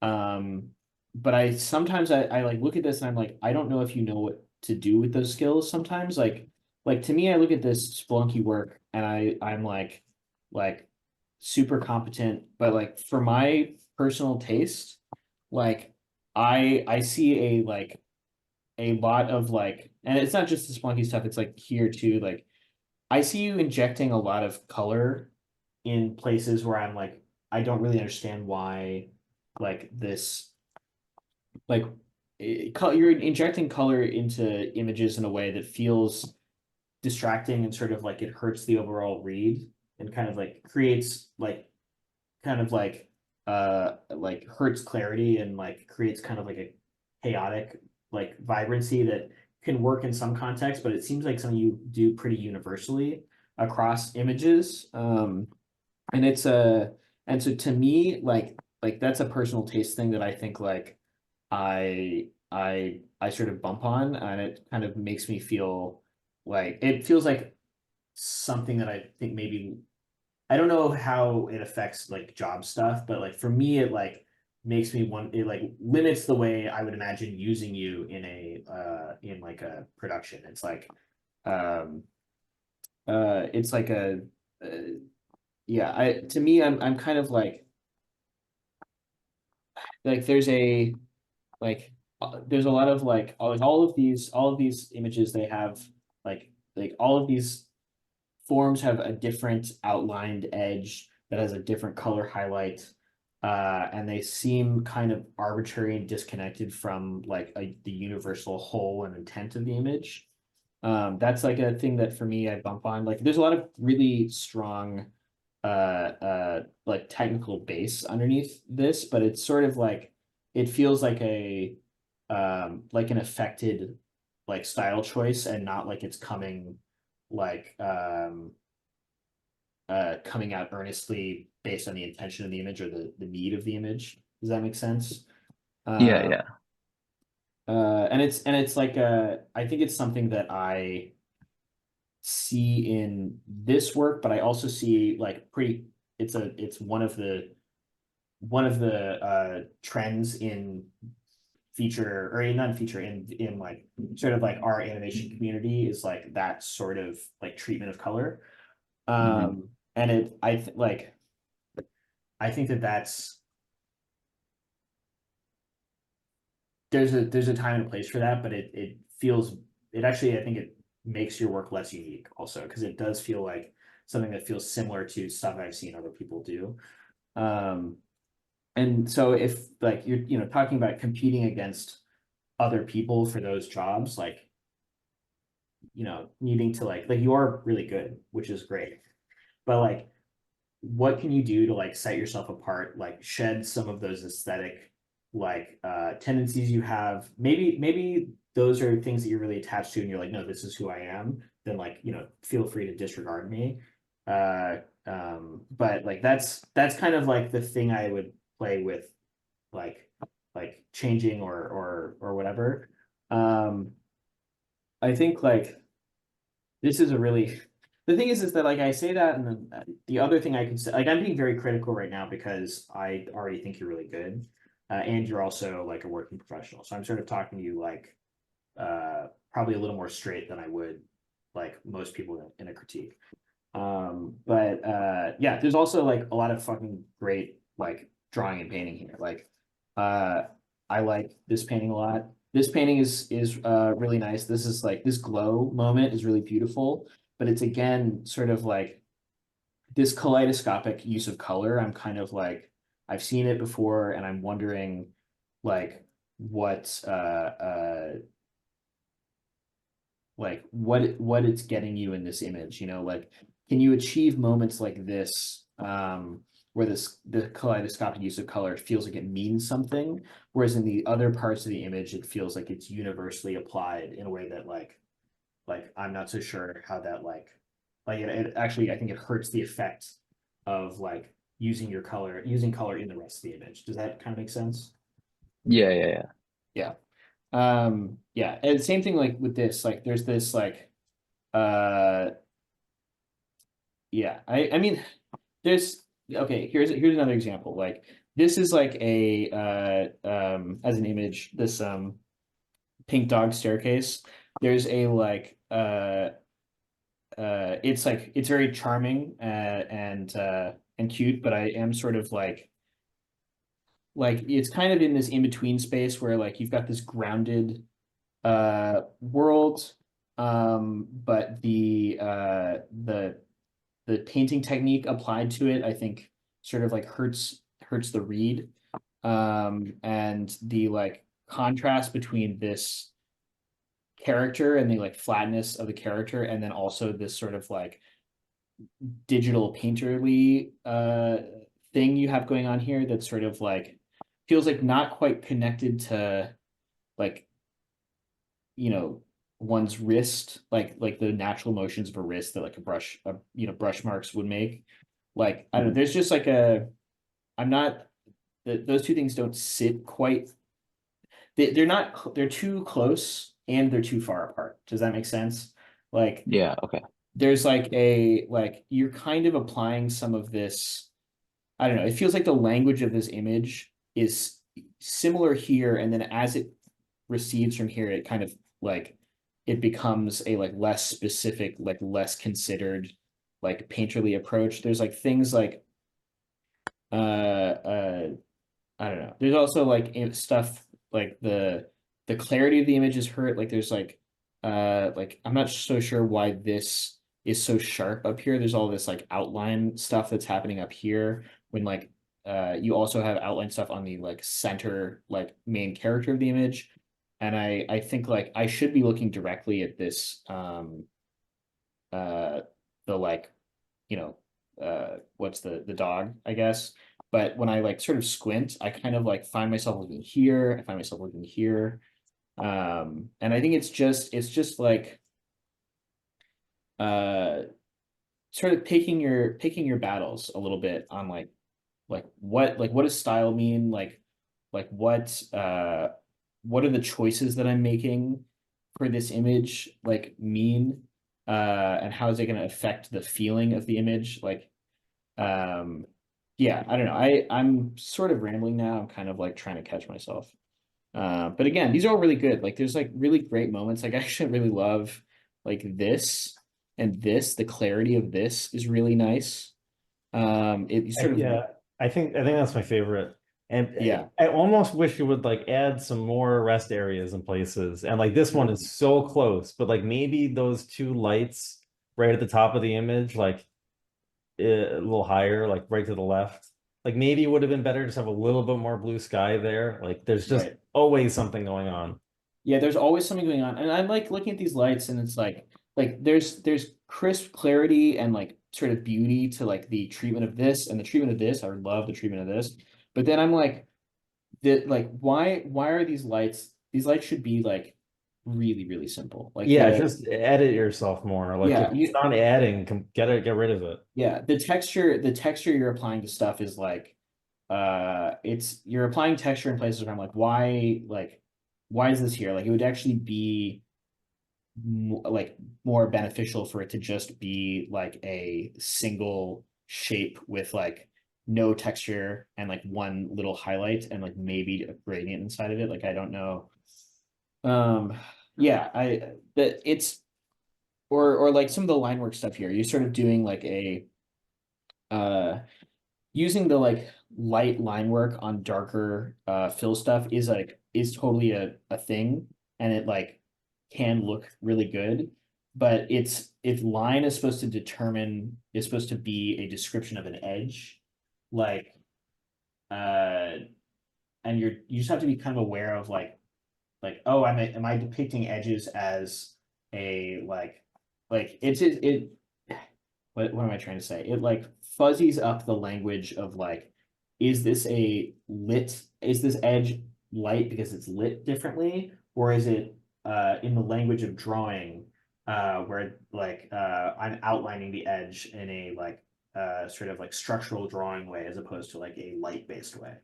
And I don't know what the right answer is for this piece, but when you switch up languages that many times in an image, you can do it and it can totally work, but you have to be careful about it because it's you're telling the viewer, you're using many different ways of expressing form and line and information about an image at the same time, and in a sort of a chaotic way that I think is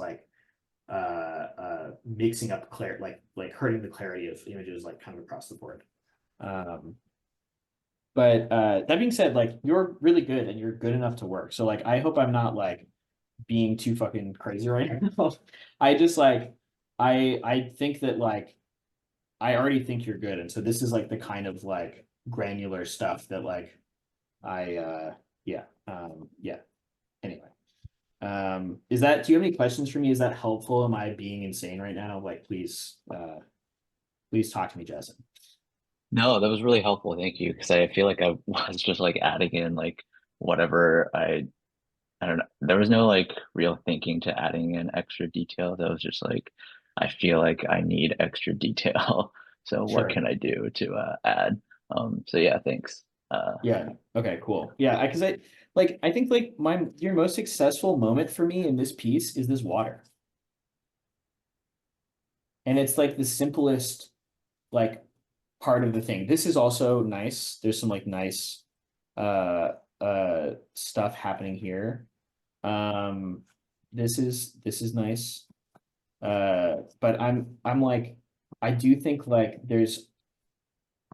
there's altogether just too much detail. These rocks could be simplified or at least grouped more. Maybe some of the information is still in there, but you could lose this information a lot more often than you are. How was working on this, by the way? How many paintings did you do for it? I just did 2. It was a quick gig. Nice. But yeah, very, very fun. No, that's awesome. I mean, I've not watched this one yet. I didn't make it through all of Secret Level, but I think Secret Level altogether I think the quality of the shorts are better than what's it called? Love, Death and Robots in general. Though Love, Death and Robots has some like incredible shorts in it, but no, it's cool. It's a cool gig to get. Yeah. Do you have any questions for me specifically? I think whoopsie. I think I like. Oh, this is nice. I really like. Yeah, that's cool. This is really nice. This is really nice. But like, I want I want more moments that feel like this. And then you get in here, and I'm sort of like, why is there why is there all of this happening back here? Like, you know, I feel like if you just sort of like, yeah, pulled back and simplified your read, I think it would help a lot. I think the other thing is like we talk about this on Turtles a lot, where it's like it kind of in the opposite direction. Like we try and have like we have a chaotic sort of style with like lots of like mark making and stuff. The read has to be clear, but we don't want it to be clear in a typical animation way.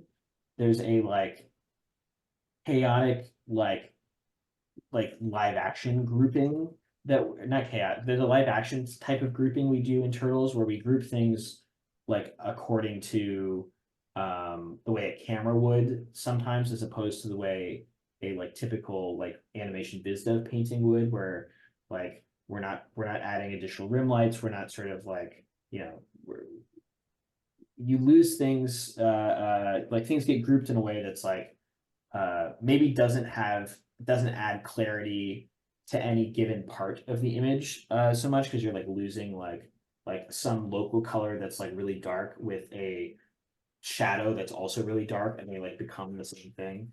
But grouping that way, as opposed to like, I don't know, having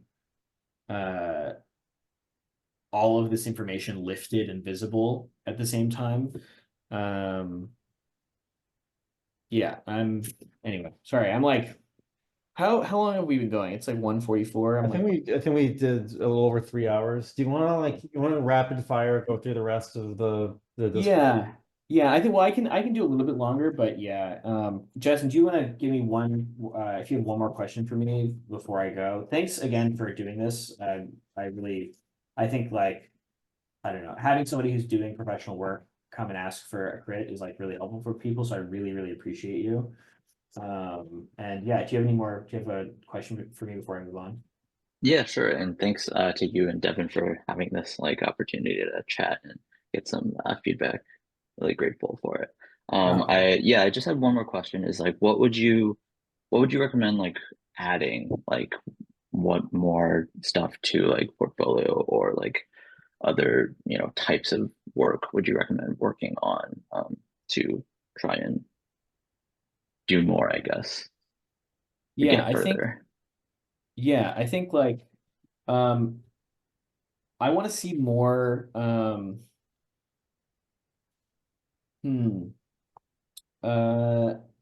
I think I'd like to see your portfolio's a little bit all over the place in like what the intention of some of these things are. So like this isn't about adding, it's kind of about organizing. Like these are like keyframes that I'm doing. These are like personal projects. These are studies. You kind of have like studies and paint, like they're kind of like all mixed together in a way that I feel like is a little bit like reminiscent of like, it's just not structured the way a professional portfolio I think often is. I guess, okay, we're gonna look at this other stuff here. Yeah, so having all of this, I guess, see, that's the thing, is you do have all this shit up here. I'm like not going through the whole thing. Yeah, I mean, I don't know. This one's really nice. I really like this one. I think I'm kind of like a little curious about which, and I love this one. This is sort of based on what's his name, Sainer Etam, is that right? Yeah. Love Sainer. Yeah, he's amazing. But it's Sainer Etam meets what Wayne Tebow or Yeah, his like hill Debenkorn. street ones are so cool. Yeah, yeah, and then like Richard Debenkorn. Okay, I'll look him up. Yeah, he's like, yeah, iconic Bay Area painter.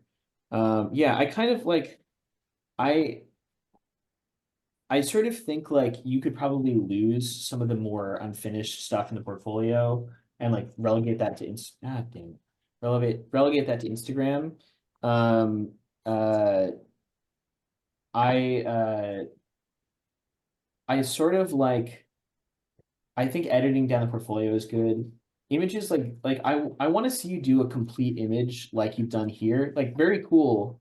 But it is just like but like with just more clarity because it's like it's hard to imagine like if I'm gonna entrust you to solve a like Visdev problem, um like I kind of one of the things I care the most about is A, like the technical ability which you have of being able to like, draw and paint an environment or whatever, but also like working on like a lot of your images have the same tone, like there's a lot of like cityscapes with an animal in them, Yeah, and I think it's like you put everything that you know into every image. And yeah, it's like your portfolio has everything you do also. Like yes, it's editing and like solving a specific problem instead of always solving every problem. totally. And being more thoughtful about like you have storytelling in your images, but like it's I don't know, it's kind of a lot of these feel like photo studies that you put a character into. You know what I mean? Like it's not like a composed cinematic moment in the same way. Like um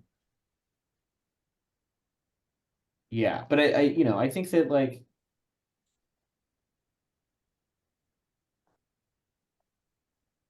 yeah, I don't know. I think the other thing is I would probably like it makes me happy to see you like pulling from stuff like Saner, but he's still like kind of a contemporary guy who's influenced by a lot of other people. So I do sort of think that It looks like he was probably influenced by Devenkorn, like 100%. strongly.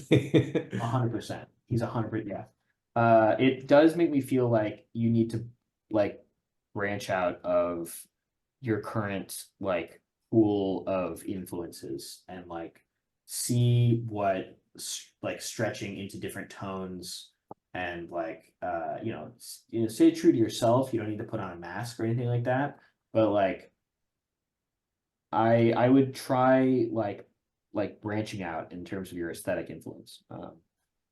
But yeah, I mean, again, really strong work, lots of great stuff. Like this is just if I'm being like I think I've been harder on you than anybody else in the crit so far. So, just know that that like I'm aware of that and that it's this is like like what I would say to another professional. So thank you so much.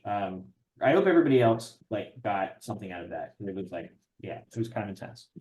All right, let's go to the next thing. Thanks, Jessen. Awesome. Thank you so much, Kellen. Thanks, Devin. Yeah. Yeah. We're gonna run through these quick. Phoenix Soul, are you here?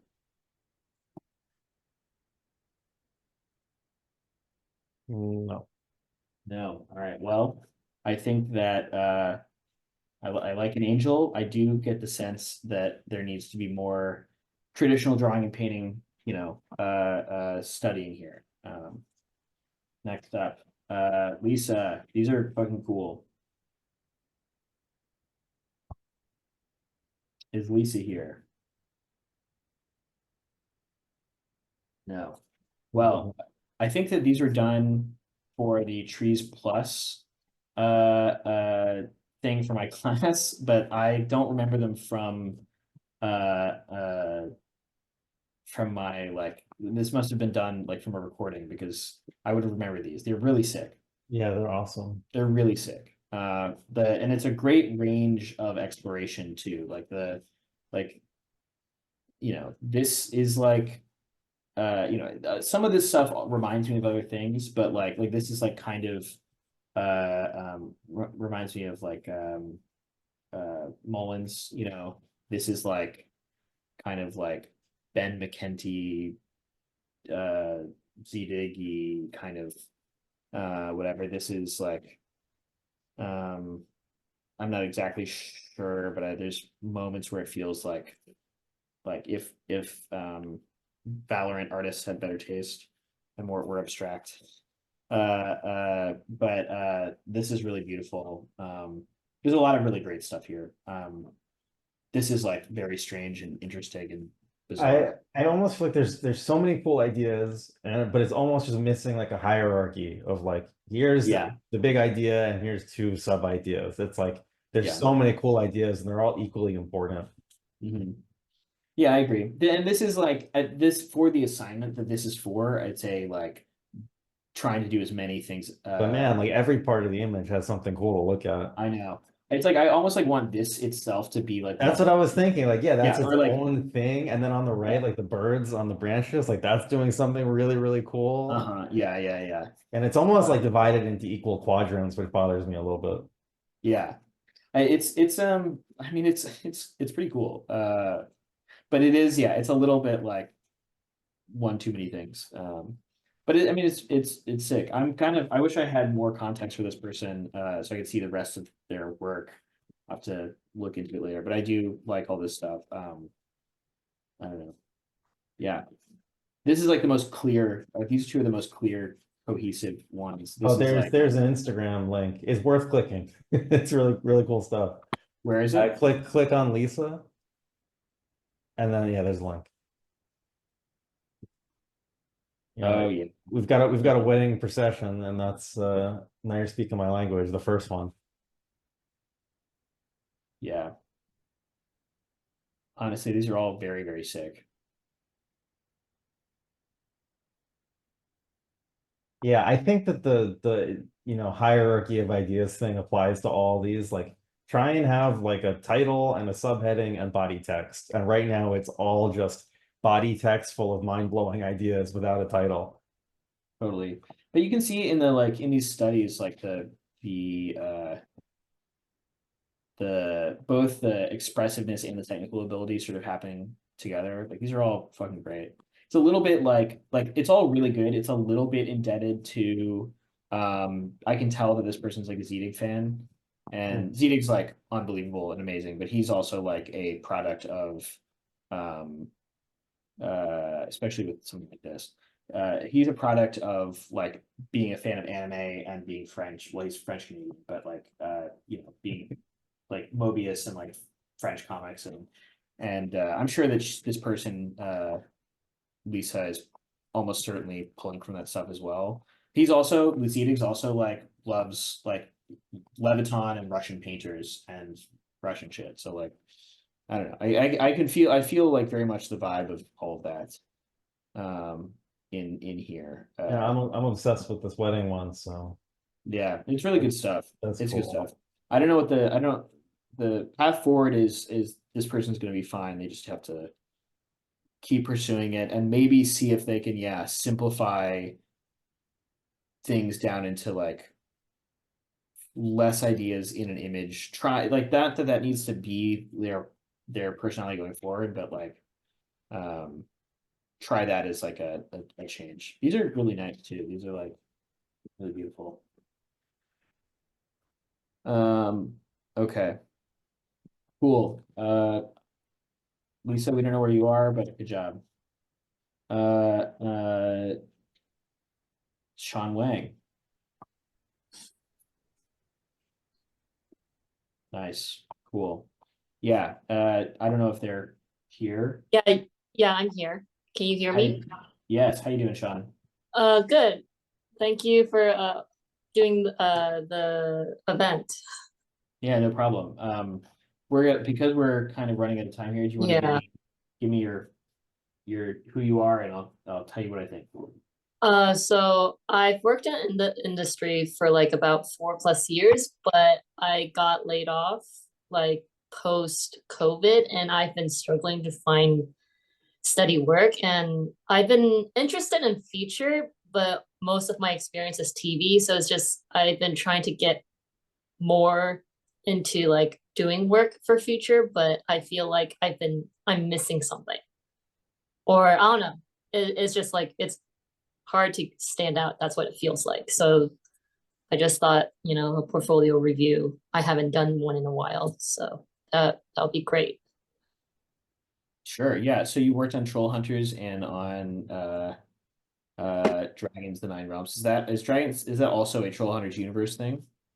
No, Dragons. no, it's a spin-off from How to Train Your Dragon. Yes, right. It's fine. I saw the logo and I immediately forgot it. Yeah, that makes sense. So it's a TV show spin-off of How to Train Your Dragon. Yeah. Gotcha.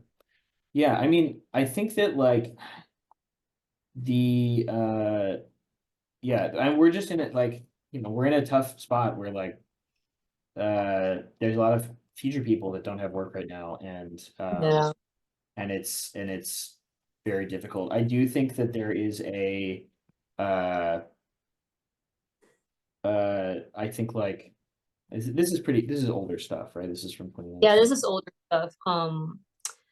Like I started out as a generalist, and then I don't know what happened, but then DreamWorks had me just all of a sudden doing character stuff. So I was just like, I don't know, like maybe I stand out more as a character artist. So I've been focusing on character lately, but I still want to do Visdev. So it's just, overall thing. Right. Yeah, I think that as a character artist, I think that your drawing is stronger than your painting. I think that's a big part of it, is like and I think you're probably a bit strong. You're stronger as a designer than you are as a light and color person. And one of the big aspects of doing Visdev and feature is color keys and cinematic lighting, keyframes and stuff. You can do just design in feature, totally doable. This one's nice. I like this one. This tree is really beautiful. But I think for me, it's like your work is a little bit in the it's kind of generically in the animation like space, and it's not, and it needs, in order to like, for you to maintain that, like you have to be really, really strong technically to like be making work like that and get into feature. And so I think like to me, again, one of this keeps coming up. I think you need to expand your set of influences. Because it's again, like, and I've said it before, but it is a like the people working in feature see animation work all the time. They see like they're always inundated with portfolios from, of people who want to get into animation, and like, and you're obviously in it or whatever, but like there needs to be, you can't be bringing something like this, the same like a as good or a slightly less good version of the same dish to the table. You need to be bringing something else, or it needs to be the best thing there.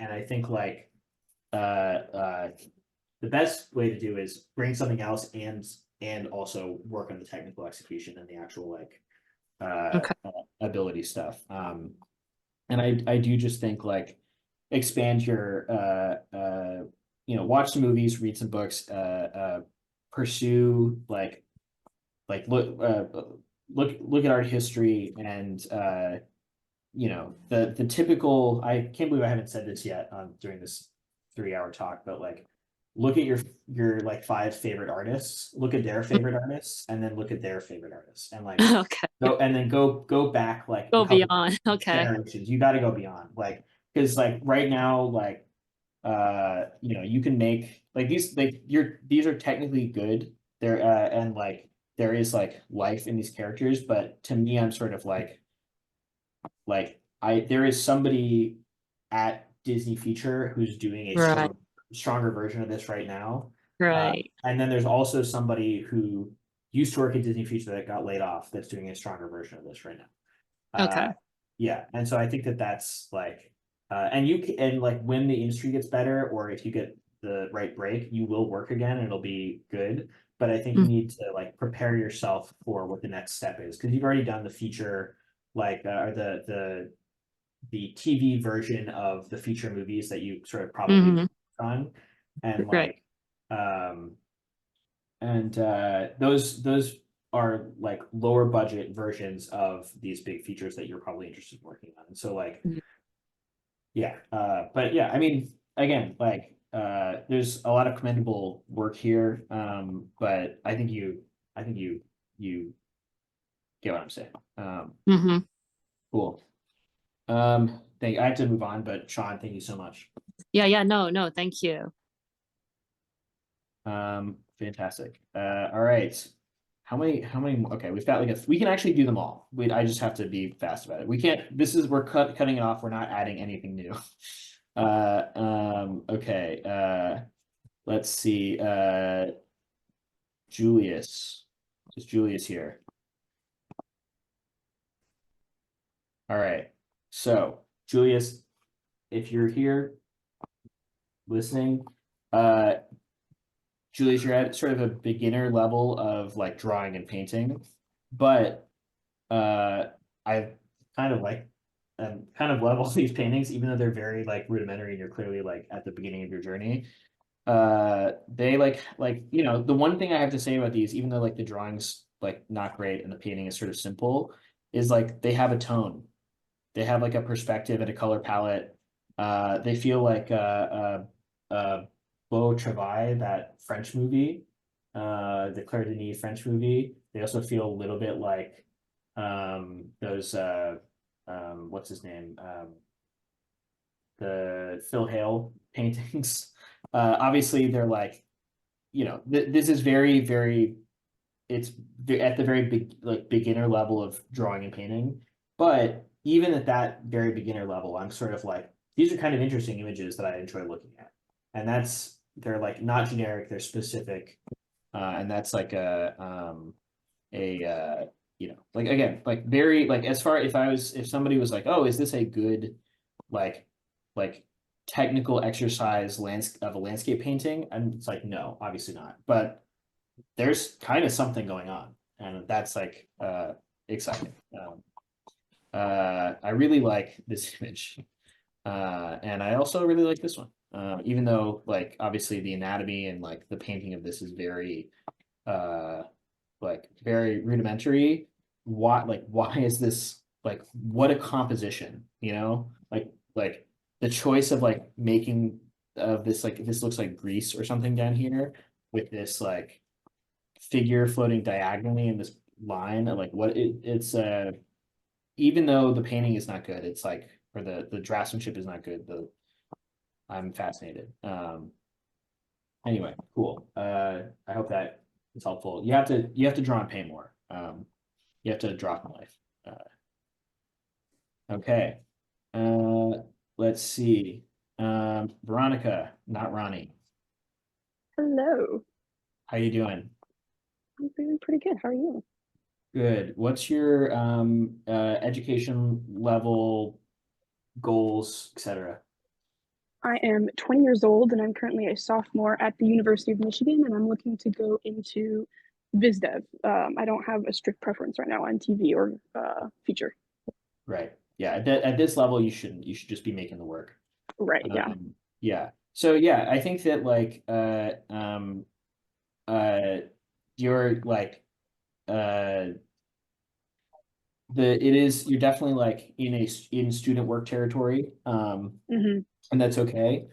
To me, I'm sort of like you doing these backgrounds and stuff is good, but honestly, like with where you're at technically, I kind of feel like you're in that like needs to be drawing from life, should be doing you know, photo studies and stuff. This is nice. Yeah. This is your drawing? Yes. Yeah, I like this better than I like all of these environments. Yeah, I love that. That jumped out to me too. Yeah, that drawing is good. The icon? Yeah. Thank you. And these characters are also way better than your environments. Thank you. Yeah, like this is great. This is really she's like a real person. Yeah, thank you. A lot of that, when I was making those, I was studying a lot of Shun Kim's work. He's a huge inspiration to me. Yeah. Yeah, so that's great. Shin Kim's like one of the he's like one of the most professional character designers there is right now. He's Right, yeah. amazing. And like these are good, like they're like genuinely good and like emotive and funny and charming. But I think that like there's something like I could see you doing character turns for a 2D show, or like getting an entry level character design job on a 2D show. I think that your painting skills are not at the same level as your like design skills. There's something about like when you draw these characters that like kind of like has the juice, and like you have like if you seem excited about it. These environments, I'm sort of like there's kind of a lot of stuff going on that you seem overwhelmed by. The painting part of it is a problem, I think. It's better when it's simplified, like when you're simplifying the color, like your line work is stronger. But there's still kind of a rhythm issue with some of your drawings, and like some of the drawing and the stuff. It's like like perspective and clarity stuff. Like the placement of things is a little weird. Like some of these objects are like overlapping strangely or not overlapping at all, and they're kind of like this feels like you're probably vibing on like Steven Universe backgrounds or something. Exactly. Yeah. Yeah.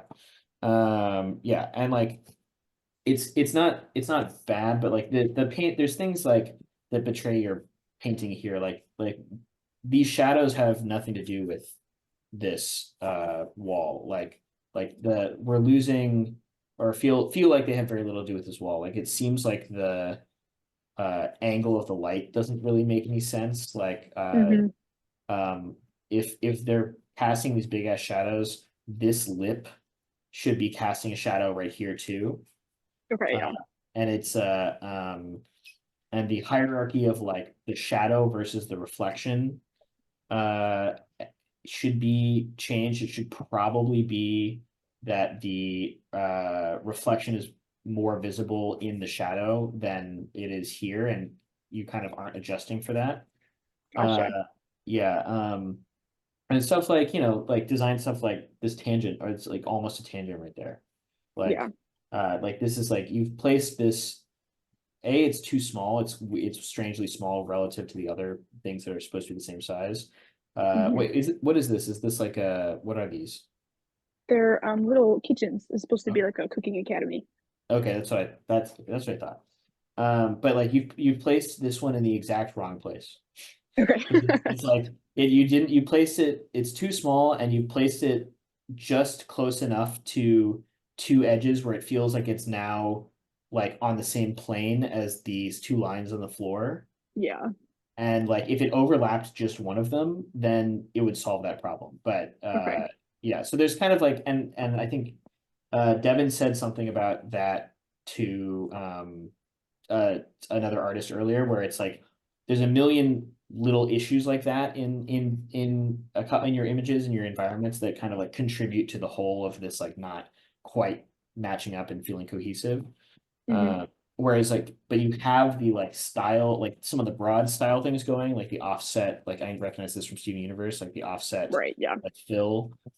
So like you're kind of, I think it's again like you're kind of identifying the style stuff, and you have a design eye, but your like fundamentals as far as background design go is kind of like that needs to come up. That totally makes sense, because I started doing digital painting like a year ago, and I've been drawing characters my whole life. So yeah, that makes sense.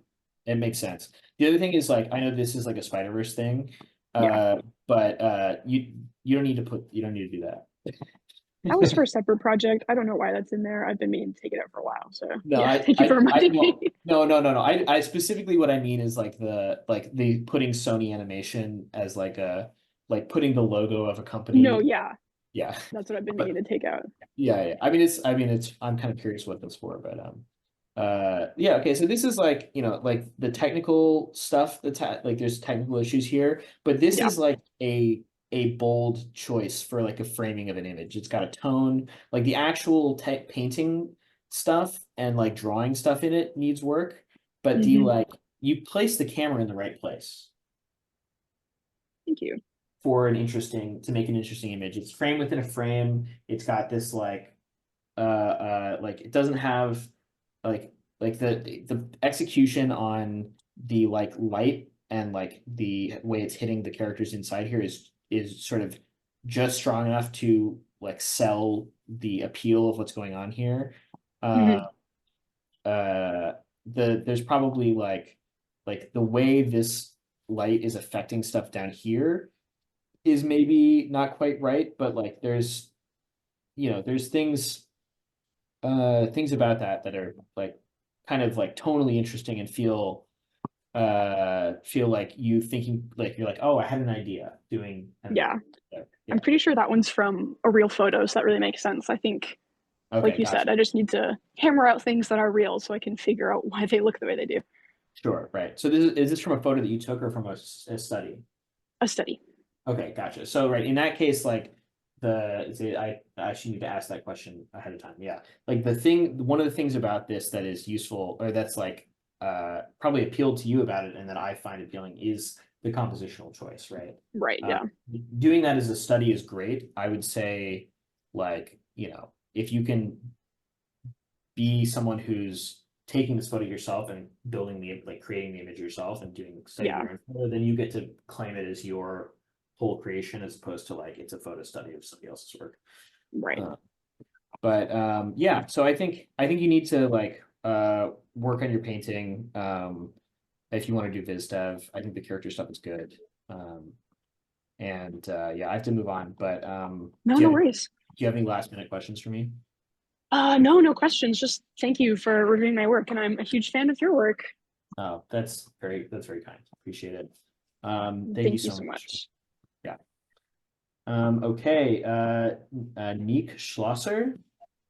Hey, yes, hello. How are you doing? I'm good. How are you? I'm good. Do you want to give me the quick rundown on who you are? Sure. So I've been working at Guerrilla Games in Amsterdam for the last 7 years. Nice. And over there we switched to a more stylized kind of project about 2 years ago. So I'm kind of like trying to get more into like stylized work. And that's like what this painting is for, to practice that. Are you a concept artist at Guerrilla? Yeah. Gotcha. So you're mostly doing like 3D stuff? Or photo batch, no, or? like right now it's mostly painting.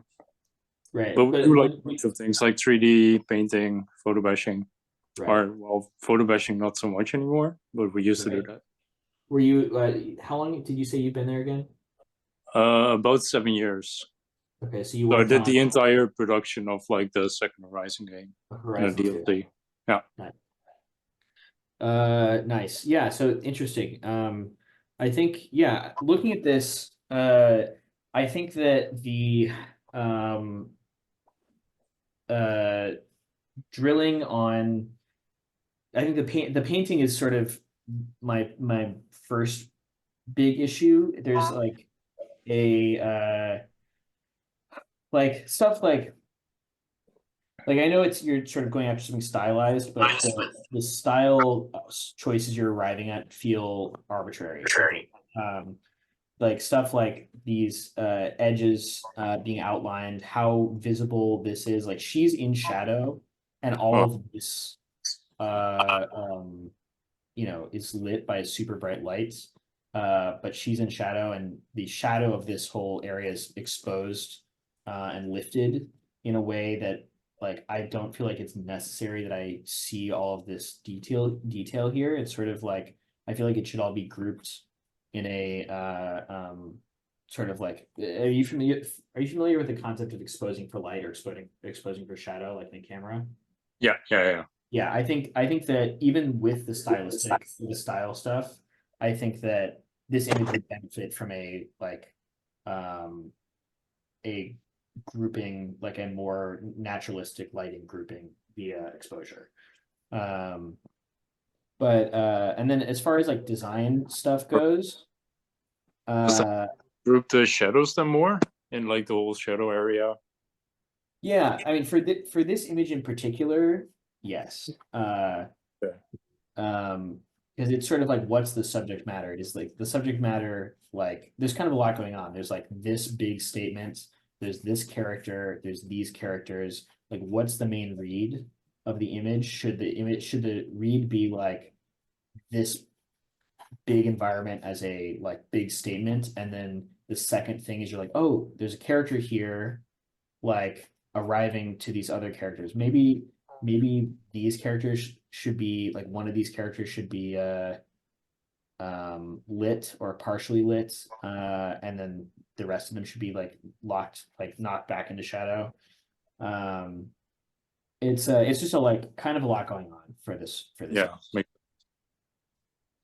And then for the actual like design stuff, I'm sort of like, and the other thing is like atmosphere, like you're sort of painting in atmosphere here, which is good. Like these mountains back here are pretty nice, but like it's all crisp. Like the haziness is sort of could be more universal across this. Like even though it's stylized, I think that like the edges of this, of the like what's it called, coast out there of the river should be like they stand out, you know, they sort of don't sit back relative to this. And I think knocking all of that back with, it doesn't need to be a blur, but some sort of like in slightly more impressionist, like if you were to redo this painting, a slightly more impressionistic treatment via brushwork, or if you kept it exactly the same via value range, probably also via value range. Yeah, I guess reducing the contrast a bit more in some places. Yeah. Contrast, but it's also like, you know, like the simplified painting back here is kind of nice. But then it gets you kind of lose what's nice about this when you get up into this, and it kind of becomes complex again. Yeah, and then it's sort of the same. I think that you could probably say that about a lot of this. There's like a lot of like I'm not sure how like the stylization and grouping choices of like the ground plane here, where it's like there's too many facets. Like I know you're trying to do like a 2D sort of like compression and grouping thing, but there's like it's almost too much. It feels like you're sort of you're trying to simplify, but I think you should simplify more. Yeah, I guess that's the thing that I'm mostly like struggling with this kind of work, like what to simplify and what to make seem complex. Right. I mean, the rule of that is something you have to find out yourself, but I think like for the style that you're going for, but in general, I like for me, for this image, I'm like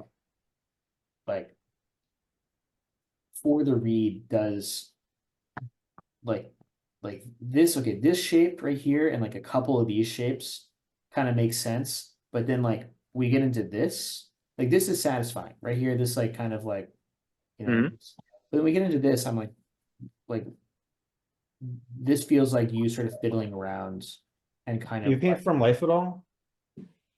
Yeah, a little bit. So yeah, the answer to that should be a lot. I would say do like 3 months of every day, do a painting from life where you get the big value and color structure down. It doesn't have to be super detailed, but do this every day for 3 months, and then that's going to address 90% of the problems in this painting.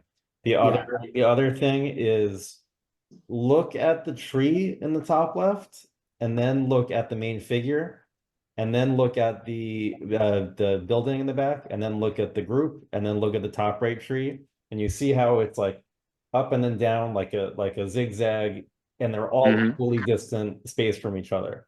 Like that's the composition. I think that's the bones of the picture. That's the top level reason why I think that this is not as interesting as it could be. And then I think all the value and color stuff is like sits below that. So it's mostly like the placement of stuff that's holding this back. Yes, yeah, and like photography could help, but I think mainly like study old master work, see how they use kind of the building blocks that you get from painting from life and how they arrange them in interesting ways where they're saying something with it.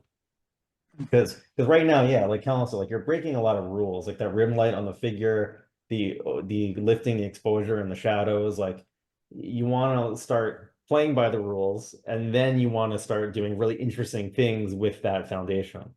Mm-hmm. Yeah, thank you, Devin. That was great. Yeah, that's super helpful. Yeah. Yeah. Yeah, I mean, I don't know, the Russian painters we talked about earlier, I think would be helpful to you because there's a huge amount of simplification happening there. Yeah. And, Yeah, I saved them all. So cool, good. Yeah. Amazing. Thank you. Yeah, no problem. Thanks for participating. All right. We got 2 more. We got 2 more. Mirai, are you here? Hi, yeah. Hi, how you doing? I'm good, thank you. How are you? I'm good. Do you want to give us your background real quick? Okay, so I'm 22. A year ago, I graduated from university, and now I'm like looking for a job. I know struggling with it because it's pretty hard. So basically, mostly I love to do backgrounds, illustrations. So I'm looking for a job in background artist. I think mostly for TV show or concept art, something like that. And sorry for my English. No, it's okay. Where are you from? I'm from Ukraine. Nice. I'm sorry about our president. It's okay, don't worry. I'm very, very sorry. Yeah, so this feels like, is this a design you came up with yourself or is this a study? Oh no, I came up with it, yeah. Nice. It's very Miyazaki inspired, is that correct? Oh yeah, but with this piece I was inspired more by Arcane. Oh sure, okay. Yeah. Gotcha. Well, it's pretty nice. It's pretty nice. There's like the color wise, it's a little bit sort of desaturated in a way that I feel like is maybe not intentional, but I think as background art, I think it's pretty nice. This is interesting. I think that it's how recent is this piece versus this piece? Are they from a similar time It's period? like 2 years difference, I think. I can tell. Yeah, because this old work is like, it's kind of interesting actually. But it is like on a technical level, like much not nearly as accomplished as this. Is this your most recent painting? Sorry, can you repeat?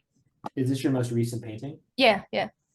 Okay, so if you did like 20 paintings like this, you could probably like, obviously you have to get lucky because it's, you'd have to be found by the right person, but I could see you getting a job doing background design if you did like 10 or 20 paintings like this. Like it's not, it needs work, but like you're not in a bad place for being as young. I agree with that. And I think like an easy thing you can solve is that a lot of the surfaces feel a little bit muddy where there's just too much going on. If you just like select, like say like the wall on the back or like one plane of the window thing or like parts of the couch, just select it and just like fill it with a color and like just be simpler. Yeah, you're gonna do less work and it's gonna look less sketchy and less student-like from removing the muddiness.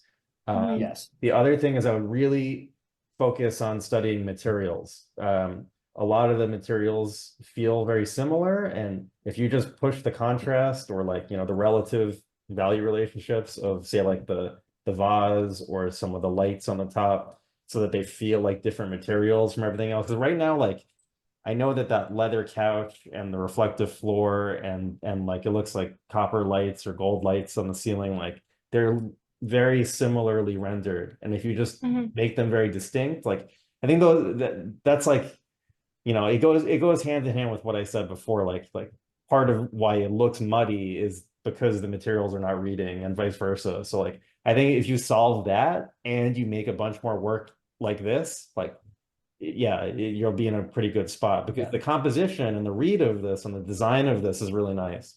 Yes. Okay, thank you. Yeah. Actually, this illustration, this background was like created for illustrations that you can see in next box. Like, yeah, there would be characters.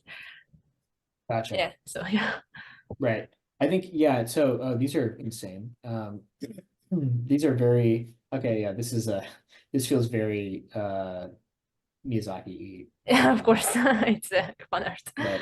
Yeah. Yeah, so I think that like these illustrations, like that one background is really nice. These illustrations, I think like I see the character. Okay, gotcha. These illustrations are you're biting off just a little bit more than you can chew technically, I think, pretty often. And everything Devin said is 100% correct. Yeah, study materials. Like the more I see, the more like materials are going to help you. There's they're kind of like, these images are kind of interesting. Like this thing, you're coming to very strange conclusions and solutions in terms of the way you approach painting some of this stuff in kind of a way that I like appreciate. But as far as like, yeah, doing background art, like we need this wet fish to feel like wet fish. And right now it feels like it's made of plastic maybe. Yeah, like there's no like there's no clear light source. Everything is lit incredibly flatly in this painting. But yeah, no, I think Devin, everything Devin said is correct. It's like if you I would look at anime backgrounds from like the 80s and 90s, from like the 90s. Arcane is like very popular and like everybody who works on it insanely talented, so much good work. But I think you expanding beyond that so that you can then bring it back to your background design practice is like gonna benefit you a lot. And yeah. Do some still life studies just for materiality. Of course. Thank you so much. Yeah, no problem. Okay, last one. Leonard, are you here? Hi. Hello. Oh. Do you hear me? Yes. Yes, I can. Oh, okay. Hi. This is you? Yeah, it's me. Wonderful. All right. So tell me a little bit about yourself and yeah. I graduated from university 1 year ago, and I'm 24-year artist. Right now, I work with illustration, but I have problems with saturation and how to choose perfect colors. How to choose well, you know, where are you from? Ukraine. Also, do you guys know each other? Yeah. Okay. From one university. Nice. Yeah, luckily you don't have to choose the perfect color. I know that that's just like an English as a second language thing, but the way you said that was very charming. Yeah, okay. I think that like on a technical level, like these are like kind of good. Like there's like but I do think that I can kind of say the same thing, like the materiality and like light and stuff is very flat in a lot of these images. It's sort of like you know, you have this like glowing light on this character here, but in terms of like how the light is actually affecting the character, it's not actually dominating the frame very much. Like it feels like I don't know. I think to me, I'm like, you should be doing film studies and like studying light and shadow. Because I think your drawing is actually pretty strong. But yeah, especially, I don't know, some of these portraits are nice, but I think I think you need to be studying from life more. These are all sort of stylized in kind of the same way, and I think you would benefit. Kind of the same thing Devin said earlier. It's like if you did like every day, like did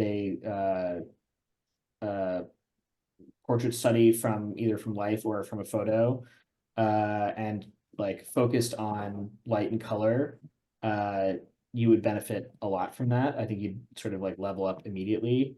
To me, I feel like these are really big, elaborate illustrations, and you could learn a lot from just by like breaking down, like focusing on like one particular thing, like light, and then take that information back into your illustration work. Yeah, that's a 2D animation. It's my diploma project. It's I always say that one more time. Diploma project. Oh, cool. Nice. Yeah, I really do think like,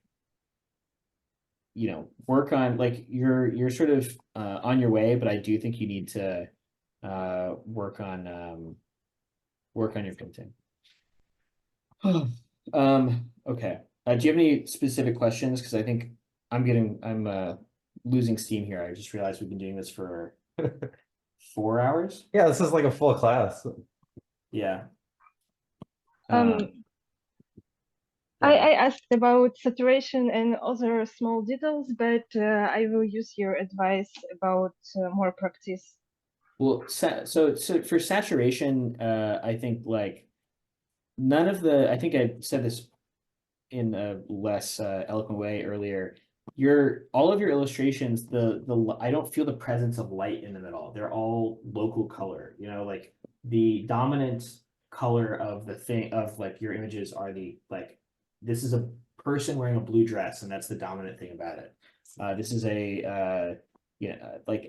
and to me, I feel like studying light and color is like, like very few of these scenes feel like the light is like dominating them. It's sort of like all of the images are based on their local color. I think you probably need to desaturate in a lot of places so that your saturation actually feels meaningful, because everything is very, very saturated in your images. Okay. Yeah, I think painting from life, like similar advice, like yeah, 90 days, something from life every single day. And it's like at the end of that's when you start to see improvement. It has to be like daily and continuous. And yeah, then I think you'll start to see some of those things. I posted a link to a lecture I did about light. I think it's like hopefully an overview of everything. I think maybe that's helpful, but more importantly, I think really that mileage and practice of like getting your information from the real world. Because I see a lot of like techniques and like like individual techniques, and doesn't feel like it's coming from your own knowledge about observing the world. Agreed. And then that goes for the light. Like I think the designs and the drawing, like there's a lot of cool stuff happening there. I agree with Kellen. I think it's like the light and the materials that are kind of holding that back. This like portrait is pretty nice. There's like some things happening here that are nice. Oh, it's the last one. It's your last one? Yeah, in my website, yes. Yes. Yeah. It's this is like definitely your strongest image. This feels sort of like design wise, like elevated above your other images. But I'm curious. But it definitely is like, all of the treatment of the skin is sort of like, and like form is sort of smooth. Like it's got this drop shadow here that kind of, I guess, implies that the character is lit directly from above, but it's yeah. Well, okay. I thank you for sending your work in. Thank you so much. Thank you. My pleasure. I think we're calling it, folks. I didn't mean for it to go on like this, but we got to everybody, so I feel good about that. Yeah, that was awesome. Thank you, Kellen. Yeah, thanks to everybody who who stopped by and asked for their work. I hope, you know, if I said anything during this review where somebody, you know, where I sounded like I was being critical or whatever, like just know that, like, yeah, I respect all of you, and I just want everybody to become the best artist they can. My opinions are like one set of opinions. There's a lot of incredible artists out there that may disagree with me, but yeah. Thank you so much, everybody. Devin, do you want to stay behind a little bit? Yeah, sure. Actually, Sean, do you want to stick around too? Is Sean still here? Oh, Sean's yeah, still- sorry. Me? No, Sean Silvestri. Oh, okay, never mind. Other, you seem like a good Sean as well, but we will not have you stick around this time. I'm sorry. Yeah, I'm gonna stop the recording. This is the end of the official class. All right. Yeah. If everybody, we're gonna kick everybody off. Thank you so much, everybody. Really.